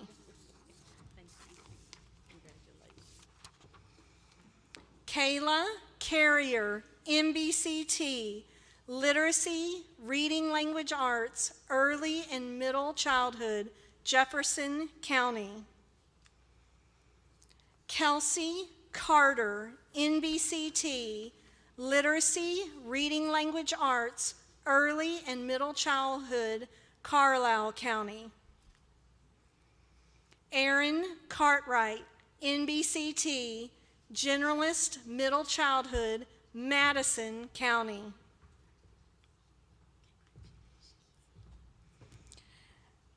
Allison Caudill, NBCT, Social Studies, History, Early Adolescence, Johnson County. Jennifer Chandler, NBCT, Generalist, Middle Childhood, Rockcastle County. Amy Chavez, NBCT, Science, Early Adolescent, Jefferson County. All right, and Kevin? Just read it off of here? All right. Sabrina Coffey, NBCT, Exceptional Needs Specialist, Early Childhood through Young Adulthood, Garrett County. Anna Collins, NBCT, Generalist, Middle Childhood, Boyle County. Mark Conkle, NBCT, Mathematics, Early Adolescence, Frankfurt Independent. Laura Krantz, NBCT, Literacy, Reading Language Arts, Early and Middle Childhood, Fayette County. Kelly Crawhorn, NBCT, Library Media, Early Childhood through Young Adulthood, Metcalfe County. Kristen Ellis Darby, NBCT, Generalist, Early Childhood, Madison County. Julie Decker, NBCT, Generalist, Middle Childhood, Grayson County. Lori DeLilly, NBCT, Science, Early Adolescence, Garrett County. Meredith Dill, NBCT, English Language Arts, Adolescence, and Young Adulthood, Fayette County. Krista Duckett, NBCT, Literacy, Reading Language Arts, Early and Middle Childhood, Warren County. Jennifer Ehrenberg, NBCT, Generalist, Middle Childhood, Boyd County. Samuel Ellis, NBCT, Mathematics, Adolescence, and Young Adulthood, Oldham County. Robin Emery, NBCT, Literacy, Reading Language Arts, Early and Middle Childhood, Franklin County. Cassandra Fannin, NBCT, Generalist, Early Childhood, Greenup County. Kimberly Fitch, NBCT, Literacy, Reading Language Arts, Early and Middle Childhood, Boyd County. Amanda Fugate, NBCT, Generalist, Early Childhood, Fleming County. Jillian Sullivan Fulton, NBCT Literacy, Reading Language Arts, Early and Middle Childhood, Jefferson County. Stephen Given, NBCT Exceptional Needs Specialist, Early Childhood through Young Adulthood, Fayette County. Catherine Good, NBCT English Language Arts, Adolescence and Young Adulthood, Taylor County. Alicia Gray, NBCT Literacy, Reading Language Arts, Early and Middle Childhood, Fleming County. Victoria Groves, NBCT Career and Technical Education, Early Adolescence through Young Adulthood, Christian County. Katie Hale, NBCT Generalist, Middle Childhood, Boyd County. Kylie Hanley, NBCT Social Studies, History, Adolescence, and Young Adulthood, Oldham County. Marissa Herberger, NBCT Exceptional Needs Specialist, Early Childhood through Young Adulthood, Jefferson County. Gretchen Hinkle, NBCT Science, Early Adolescence, Fort Thomas Independent. Jessica Hoagland, NBCT Exceptional Needs Specialist, Early Childhood through Young Adulthood, Jefferson County. Dina Hodge, NBCT Exceptional Needs Specialist, Early Childhood through Young Adulthood, Whitley County. Blakely Hollinsworth, NBCT Mathematics, Early Adolescence, Monroe County. Susan Hoseclaw, NBCT Library Media, Early Childhood through Young Adulthood, Pulaski County. Darcy Houston, NBCT Literacy, Reading Language Arts, Early and Middle Childhood, Campbell County. Teresa Howard, NBCT Literacy, Reading Language Arts, Early and Middle Childhood, Davies County. Tanya Howard, NBCT Career and Technical Education, Early Adolescence through Young Adulthood, Metcalfe County. Victoria Jenkins, NBCT Early English Language Arts, Early Adolescence, Todd County. Jennifer Johnson, NBCT Literacy, Reading Language Arts, Early and Middle Childhood, Bowling Green Independent.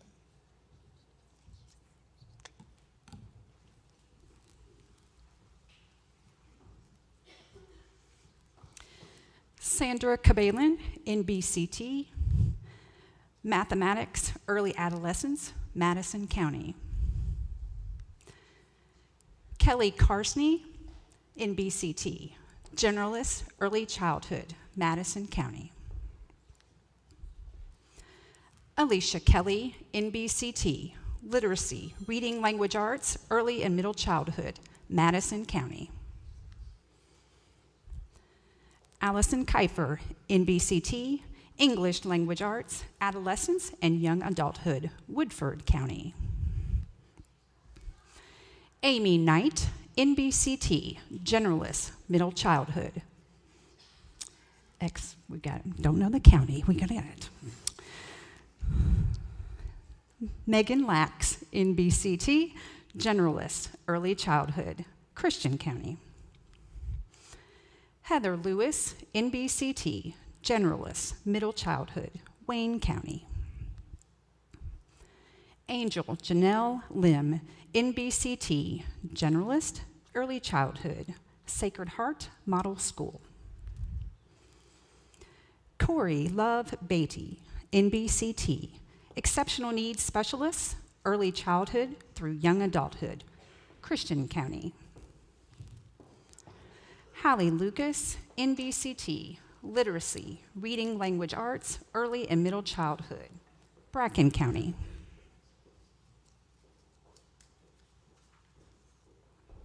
Jamie Luckett, NBCT English as a New Language, Early Middle Childhood, Jefferson County.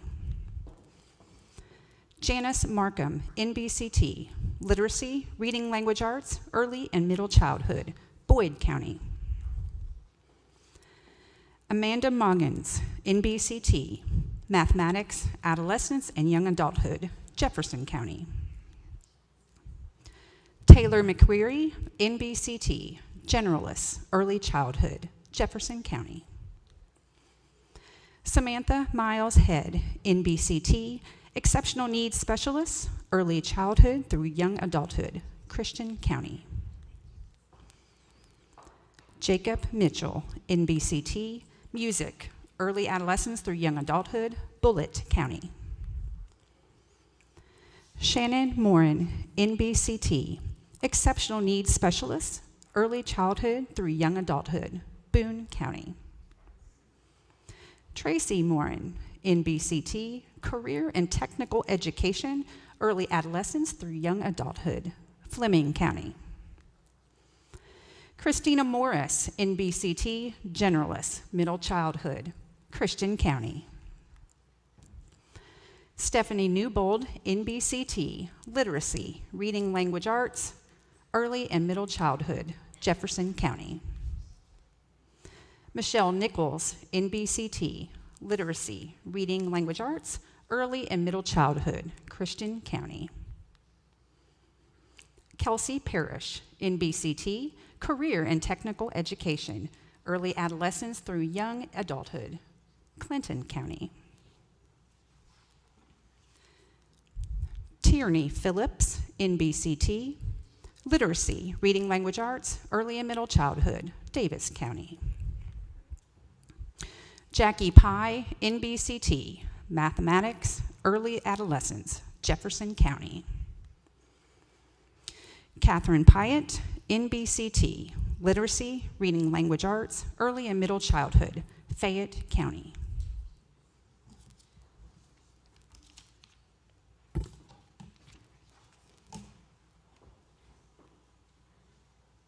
Adon Peloki, NBCT, English as a New Language, Early and Middle Childhood, Boone County. Penny Priest, Literacy, Reading Language Arts, Early and Middle Childhood, Boyd County. Storm Rickard, Exceptional Needs Specialist, Early Childhood through Young Adulthood, Owensboro Independent. Krista Rowley, Exceptional Needs Specialist, Early Childhood through Young Adulthood, Jefferson County. Lindsay Ritchie, Literacy, Reading, Language Arts, Early and Middle Childhood, Woodford County. Catherine Sawyers, Generalist, Middle Childhood, Fayette County.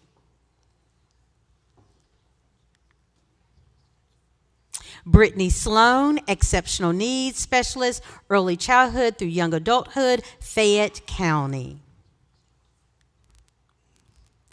Kimberly Slusher, Science, Adolescence, and Young Adulthood, Jefferson County. Melissa Smedley, Generalist, Middle Childhood, Scott County.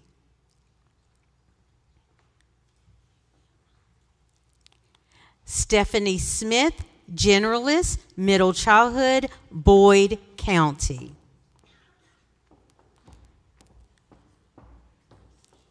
Samantha Snyder, Literacy, Reading Language Arts, Early and Middle Childhood, Jefferson County. Abby Terranova, English as a New Language, Early, Middle Childhood, Jefferson County. Andrea Thayer, Generalist, Middle Childhood, Fayette County. Lindsay Thomas, Literacy, Reading Language Arts, Early and Middle Childhood, McAuliffe County. Anna Thompson, Literacy, Reading Language Arts, Early and Middle Childhood, Williamstown Independent. Tippy Thomason, Mathematics, Early Adolescence, Boyd County. Matthew Thrasher, Mathematics, Adolescence, and Young Adulthood, Jefferson County.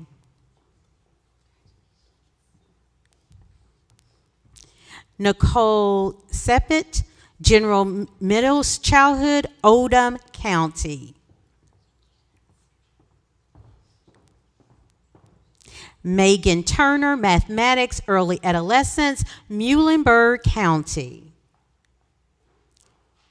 Tiffany Vincent, Exceptional Needs Specialist, Early Childhood through Young Adulthood, Warren County. Jennifer Wallace, Generalist, Middle Childhood, Trigg County. Emery Wells, Exceptional Needs Specialist, Early Childhood through Young Adulthood, Jefferson County. Amanda Wayne, Social Studies, History, Early Adolescence, Anchorage Independent. Joy Williams, English Language Arts, Adolescence and Young Adulthood, Whitley County. Amberly Wilson, Literacy, Reading Language Arts, Early and Middle Childhood, Montgomery County.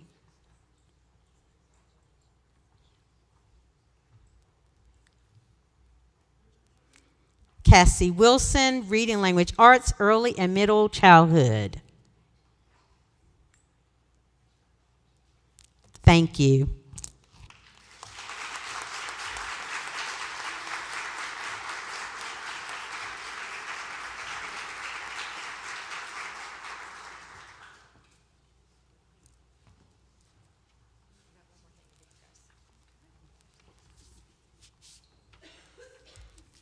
First of all, there cannot be a sub anywhere in Boyd or Christian counties available today.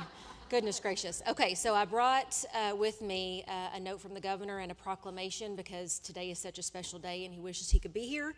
But the governor wanted to establish February 8th, 2024 as the National Board Certified Teacher Day in Kentucky. So I'm going to present this over here.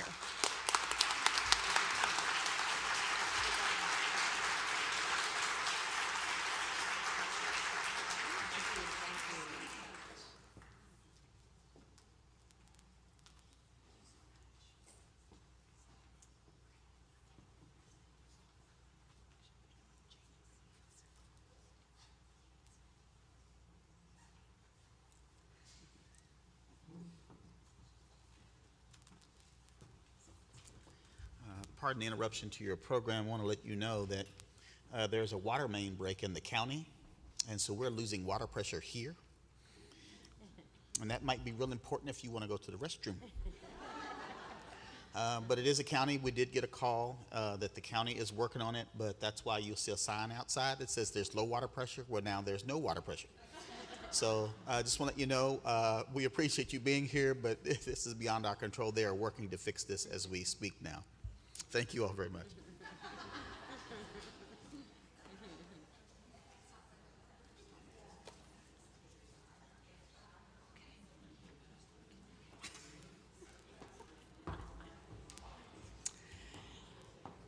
All right, we are so thankful for Jacqueline Coleman to be able to be here to present the pin, so that's why we had to rearrange our ceremony. So I'm going to try to go back to where I was before. Hopefully I don't get interrupted. All right. I'm going to start again. Former National Board for Professional Teaching Standards board member Peggy Brookins, NBCT, joined the National Board as Executive Vice President in December 2014 and was named President and CEO in November 2015. Her long career as an educator includes many national leadership positions and accolades. In July 2014, President Barack Obama named Brookins as a member of the President's Advisory Commission on Educational Excellence for African Americans. She came to the National Board from the Engineering and Manufacturing Institute of Technology at Forest High School in Ocala, Florida, which she co-founded in 1984, where she served as a director and as a mathematics instructor. Brookins achieved her certification in adult and young adolescents mathematics in 2003 and renewed in 2013. She was inducted into the University of Florida Alumni Hall of Fame in 2009, received the Massachusetts Institute of Technology Woody Flowers Award in 2016, is a Florida Education Association Everyday Hero, and received the association's Excellence in Teaching Award. In 2013, Brookins was named an Aspen Ideas Festival Scholar. Unfortunately, Peggy had all intentions of being here today, but she had an unexpected death in her family, so she was not able to join us. However, we did get a replacement. Lisa Clark, she is the Vice President of National Boards.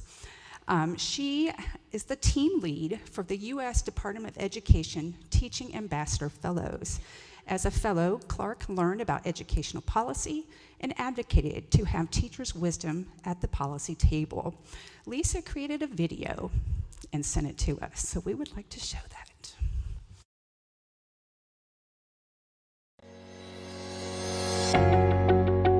Hello, everyone. Thank you for inviting the National Board to celebrate with you. We really wish we could be there with you in person. And we are sending a big congratulations to the 103 newly certified Kentucky NBCTs and the 253 NBCTs who maintained their certification this year. What an amazing accomplishment. This ceremony is a recognition of your unwavering dedication to excellence, your passion for education, your commitment to your students' success, and countless hours of hard work you have invested in becoming National Board Certified teachers. Your dedication to continuous improvement, deep reflective practice, and pursuit of excellence sets you apart as an educational leader and inspires your peers. You made the time and space to reflect on what you were teaching and how you were teaching it. You made the decision to pursue National Board Certification. I would also like to celebrate and thank the support system of NBCTs, mentors, administrators, networks, and champions who provided guidance, resources, and encouragement along the way. Your support and availability are crucial to the success of candidates. Your support helps make National Board Certification possible and helps us achieve our mission of ensuring that every student in every classroom is taught by an NBCT every day. A special thank you to the family members and friends who provided emotional and logistical support along the way. We acknowledge educators' immense challenges inside and outside the classroom, tremendous workloads, in some places lack of resources, the impact of teacher shortages, and additional curricular and extracurricular demands. And I know the list can go on and on.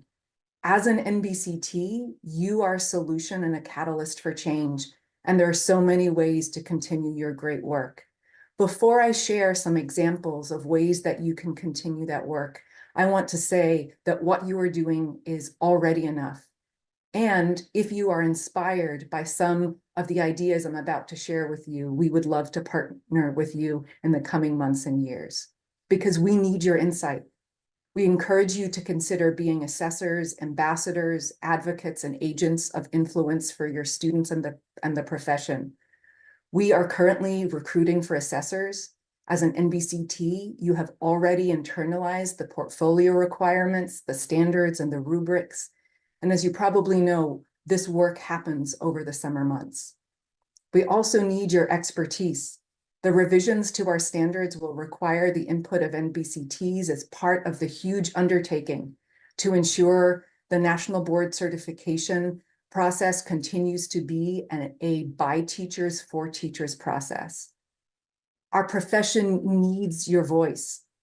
As part of Team NBCT Week this year, a congressional resolution passed in both the House and Senate, recognizing National Board Certified teachers. This was a collaborative effort led by our staff and NBCTs who acted as advocates to bring national attention to board certification. NBCTs sent more than 3,000 letters to members of Congress, encouraging them to sponsor the resolution. We also know that teachers trust the advice of other teachers. We encourage you to shoulder tap Kentucky educators and encourage them to start the National Board process. If it supports your professional journey, you may want to serve as a mentor for other teachers pursuing National Board Certification. We also need you as storytellers. The National Board is embarking on a storytelling journey. Your story, your example, and your students' positive learning outcomes are the best way to amplify the importance of National Board Certification. Each of you has a story that is specific to your particular experience. We want to hear from you. By sharing your story with us, you can inspire teachers who may share a similar experience, evoke emotions, and inspire action. Your NBCT impact will have a ripple effect in your classrooms and ultimately transform communities. As you can see, we can't do this work without you. So I have a quick request and a small call to action. We need each of you in the room to continue the domino effect of board certification by personally shoulder tapping one teacher who you know who may be on the fence about board certification. One teacher who you know deep down should experience the fireworks. Please help us to continue our mission. As you reflect on this day with pride, remember the countless lives you have already touched and the minds you continue to shape. Your dedication to your students is a beacon of inspiration for all educators, showing the transformative power of passion and perseverance. Thank you for your alliance in this work. Our national board community is so much stronger because you are in it. Thank you.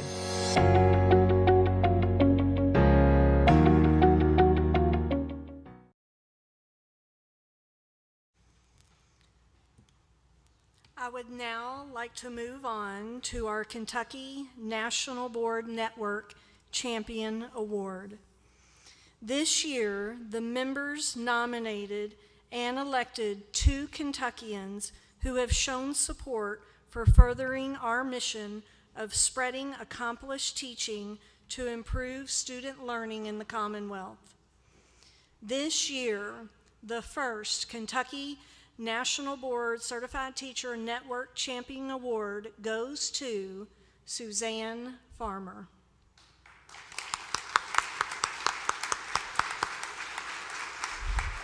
Suzanne Farmer, NBCT, has been a National Board Certified Early Childhood Educator since 2004. In 2012, Suzanne was awarded the Presidential Award for Excellence in Science and Mathematics Teaching. She has served as the director of the Kentucky Network to Transform Teaching, and in that role, she was a liaison for national, state, and local partners, including the National Board, to test and accelerate innovation, including the creation of the network, our network. During Suzanne's tenure as principal of Hogsett Primary School, the school was awarded the U.S. Department of Education's National Green Ribbon School Award.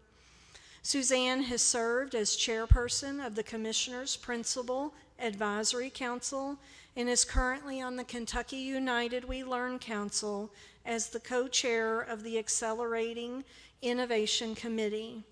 Suzanne has worked with the National Board Resources to mentor candidates, to meta-tag Atlas cases, to create the standard study that organizes the National Board standards by topic that support professional learning, and to revise the standards guidance document that is used by the National Board Standards Revision Committee.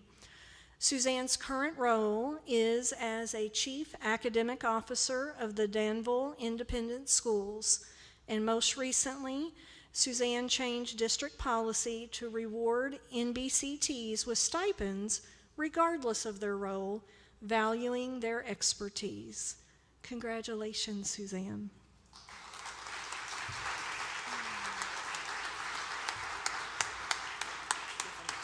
Thank you so much. I just want to say I'm really humbled and honored to receive this award by a community and a process that has changed my life and continues to improve me every day. And to the newly certified, your journey is just beginning. I want you to encourage you to embrace this opportunity, the many opportunities that this community and your certification will bring. Thank you.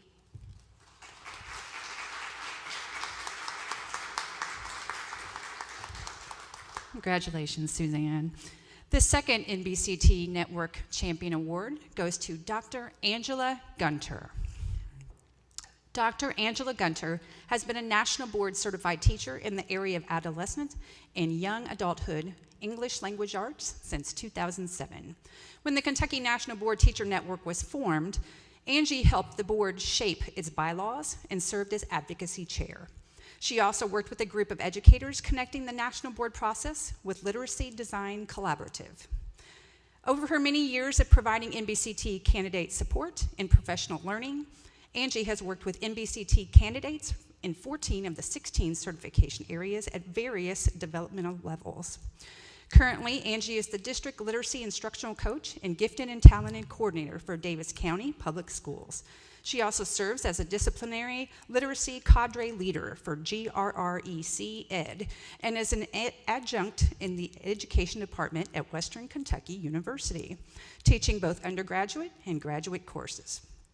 A past president of the Kentucky Council of Teachers of English and state ELA lead for Student Achievement Partners.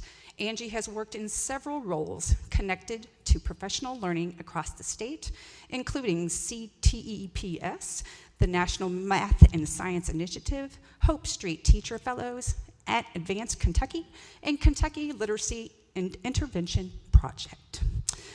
Angie was not able to be here today, so she did send a few words that I will read for you. I can't tell you how much this recognition means to me. Of all the work I do, NBCT professional learning is the most transformative for those I work with. I will never forget how when I was first certifying, simply reading the questions made me realize changes I needed to make in my teaching. I credit the NBCT process for making me a reflective educator with a lifelong commitment to learning. I'm thrilled that all the nearly certified teachers will be joining me on this amazing journey.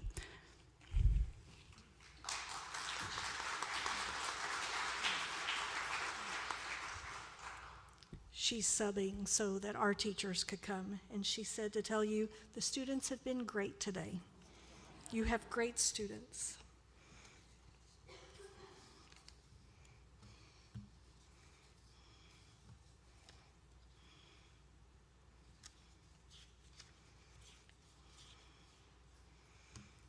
All right, before our last words, we have one more video to share with you, but I do want to take a moment and just recognize our special guest that we had throughout the day.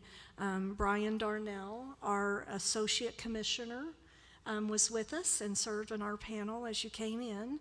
Dr. Vita Stewart, she's here with us. She leads the Kentucky Department of Education, the Division of Educator Recruitment and Development.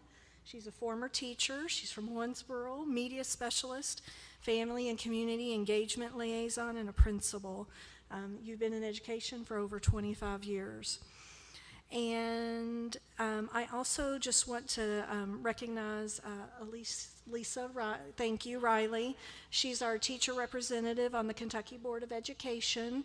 Am I correct? Your tenure is getting ready to end, and an advertisement has been made on which counties are available. It's in the Kentucky Teacher. I probably put it on Facebook, so please apply. When's the window deadline? Do you know? Okay. So, okay. The other big shout out that I need to give is for the IT at Kentucky State University.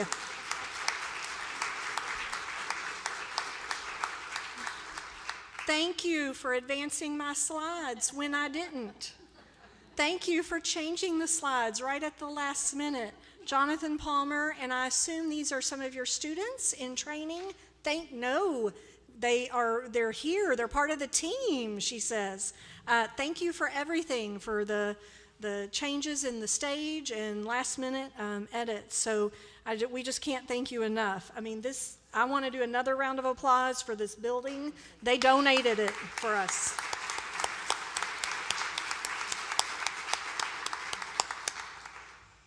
All right, we are now going to hear from the Kentucky Education Association President, Eddie Campbell. He is currently in DC advocating for us. He is a vocal advocate for students, educators, and public schools throughout his teaching career. He has served on multiple committees at the local, state, and national levels. He received his Bachelor's of Arts in Music Education in 1996 and a Master's of Arts in Education in 2000 from Union College in Barberville, Kentucky. He is National Board Certified in 2015 in Music, Early Adolescence, and Young Adult, and he is currently completing his 26th year of service to public education and has recently served on the Board of Directors for our network.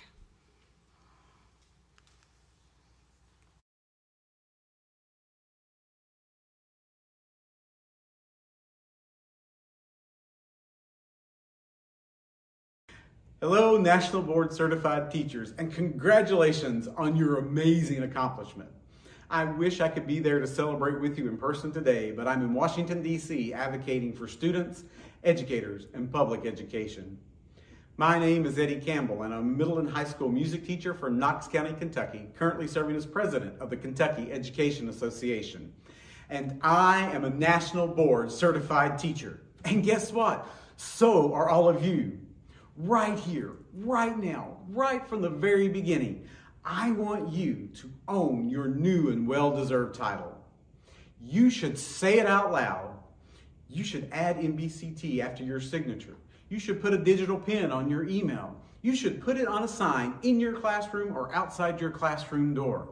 You deserve to take credit for this amazing and well-deserved honor, and you should wear it with pride every single day. Becoming a National Board Certified Teacher is a transformative journey. A journey that may have begun as a personal goal, but evolved into a journey for the students that you work with and teach every single day. Now, I know, having been through this process, that it was not an easy journey. And I am sure that there were times when every single person in this room thought that they were not going to survive. You dedicated hours of your life analyzing and scrutinizing your teaching, your lessons, your videos, and reflecting on the impact of your teaching on the success of your students. Every single step of the way, you grew. You were transformed, and you became a stronger, more impactful, more reflective educator. Not just for yourself, but for the students and your profession. And I would bet that there's not an educator in this room today that wouldn't say that it was all worth it. That going through the National Board Certification process was the most impactful professional learning that you've ever done. As I travel around the state, I talk with educators, and I often hear educators say, "Oh, I'm just a teacher." Nothing could be further from the truth. Teachers are the foundations of all other professions, the cornerstone of a democratic society, and the heart of every single community all across the Commonwealth. So yes, you are more than a teacher. You are the architects of the future. Sitting in your classrooms right now is the future of Kentucky. And you are the educators, the experts in teaching and learning, the change agents that are paving the way for tomorrow.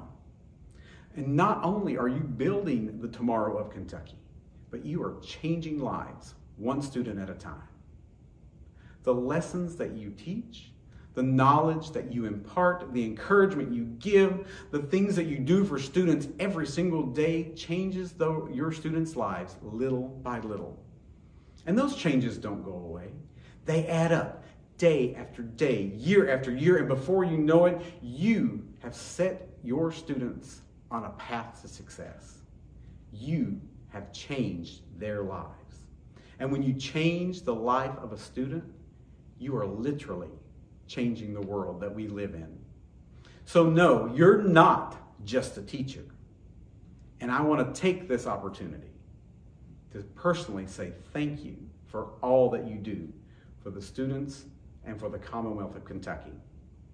As we close out this amazing celebration today, I'm reminded of a quote: "The end of a journey means the start of another."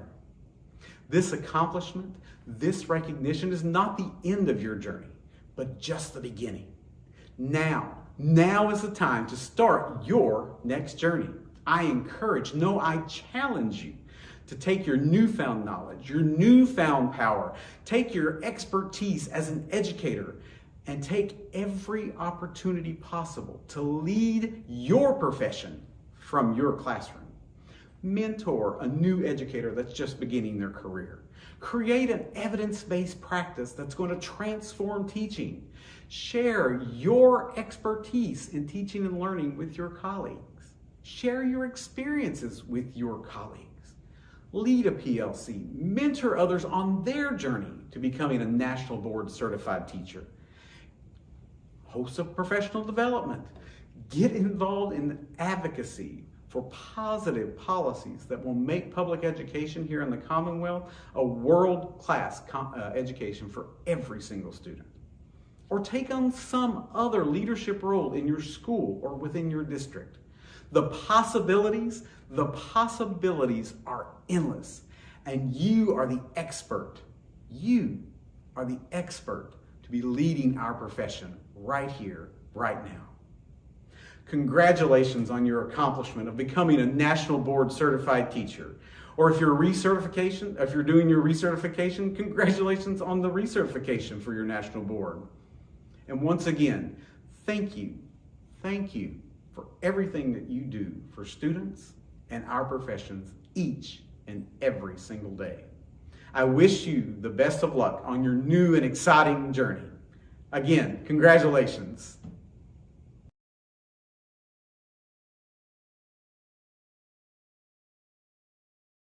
And if all of us will see Michelle Jones, KEA is here with a table with a little gift for all of us. I have two asks. If you know a newly certified teacher that was not able to come, but they're in your county or in your county, we have their certificate. If you will grab some and help get that to them, I would be very appreciative.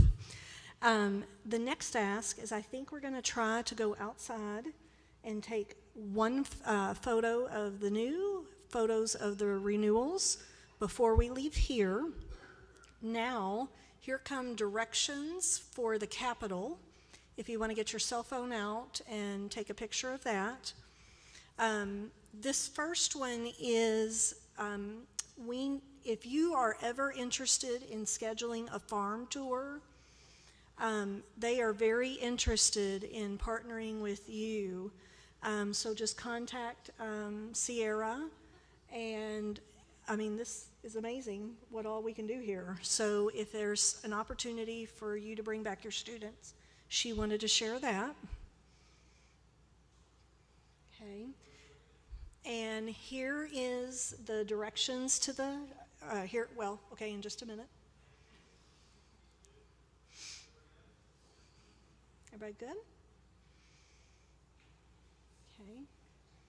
So we are going to meet, we are going to head over to the Capitol. We're going to try to do a couple photos here, and then we'll all start to go. And we're going to take the photo on the stairs. There's a chance that they're already in session because the one representative was here, said he needed to go, and I just don't know what that meant. I don't know if they've already gavelled in or did he have a committee meeting. And you're welcome, depending on, if you want to continue with the Capitol and things like that. We will try to take our photo and then we'll say goodbye to you as a group. But you are welcome, of course, to go in and see things and take pictures, within the Capitol. So with that, for our guests, this concludes our Kentucky Network Recognition Ceremony. And if you'll head outside with us for a photo, congratulations.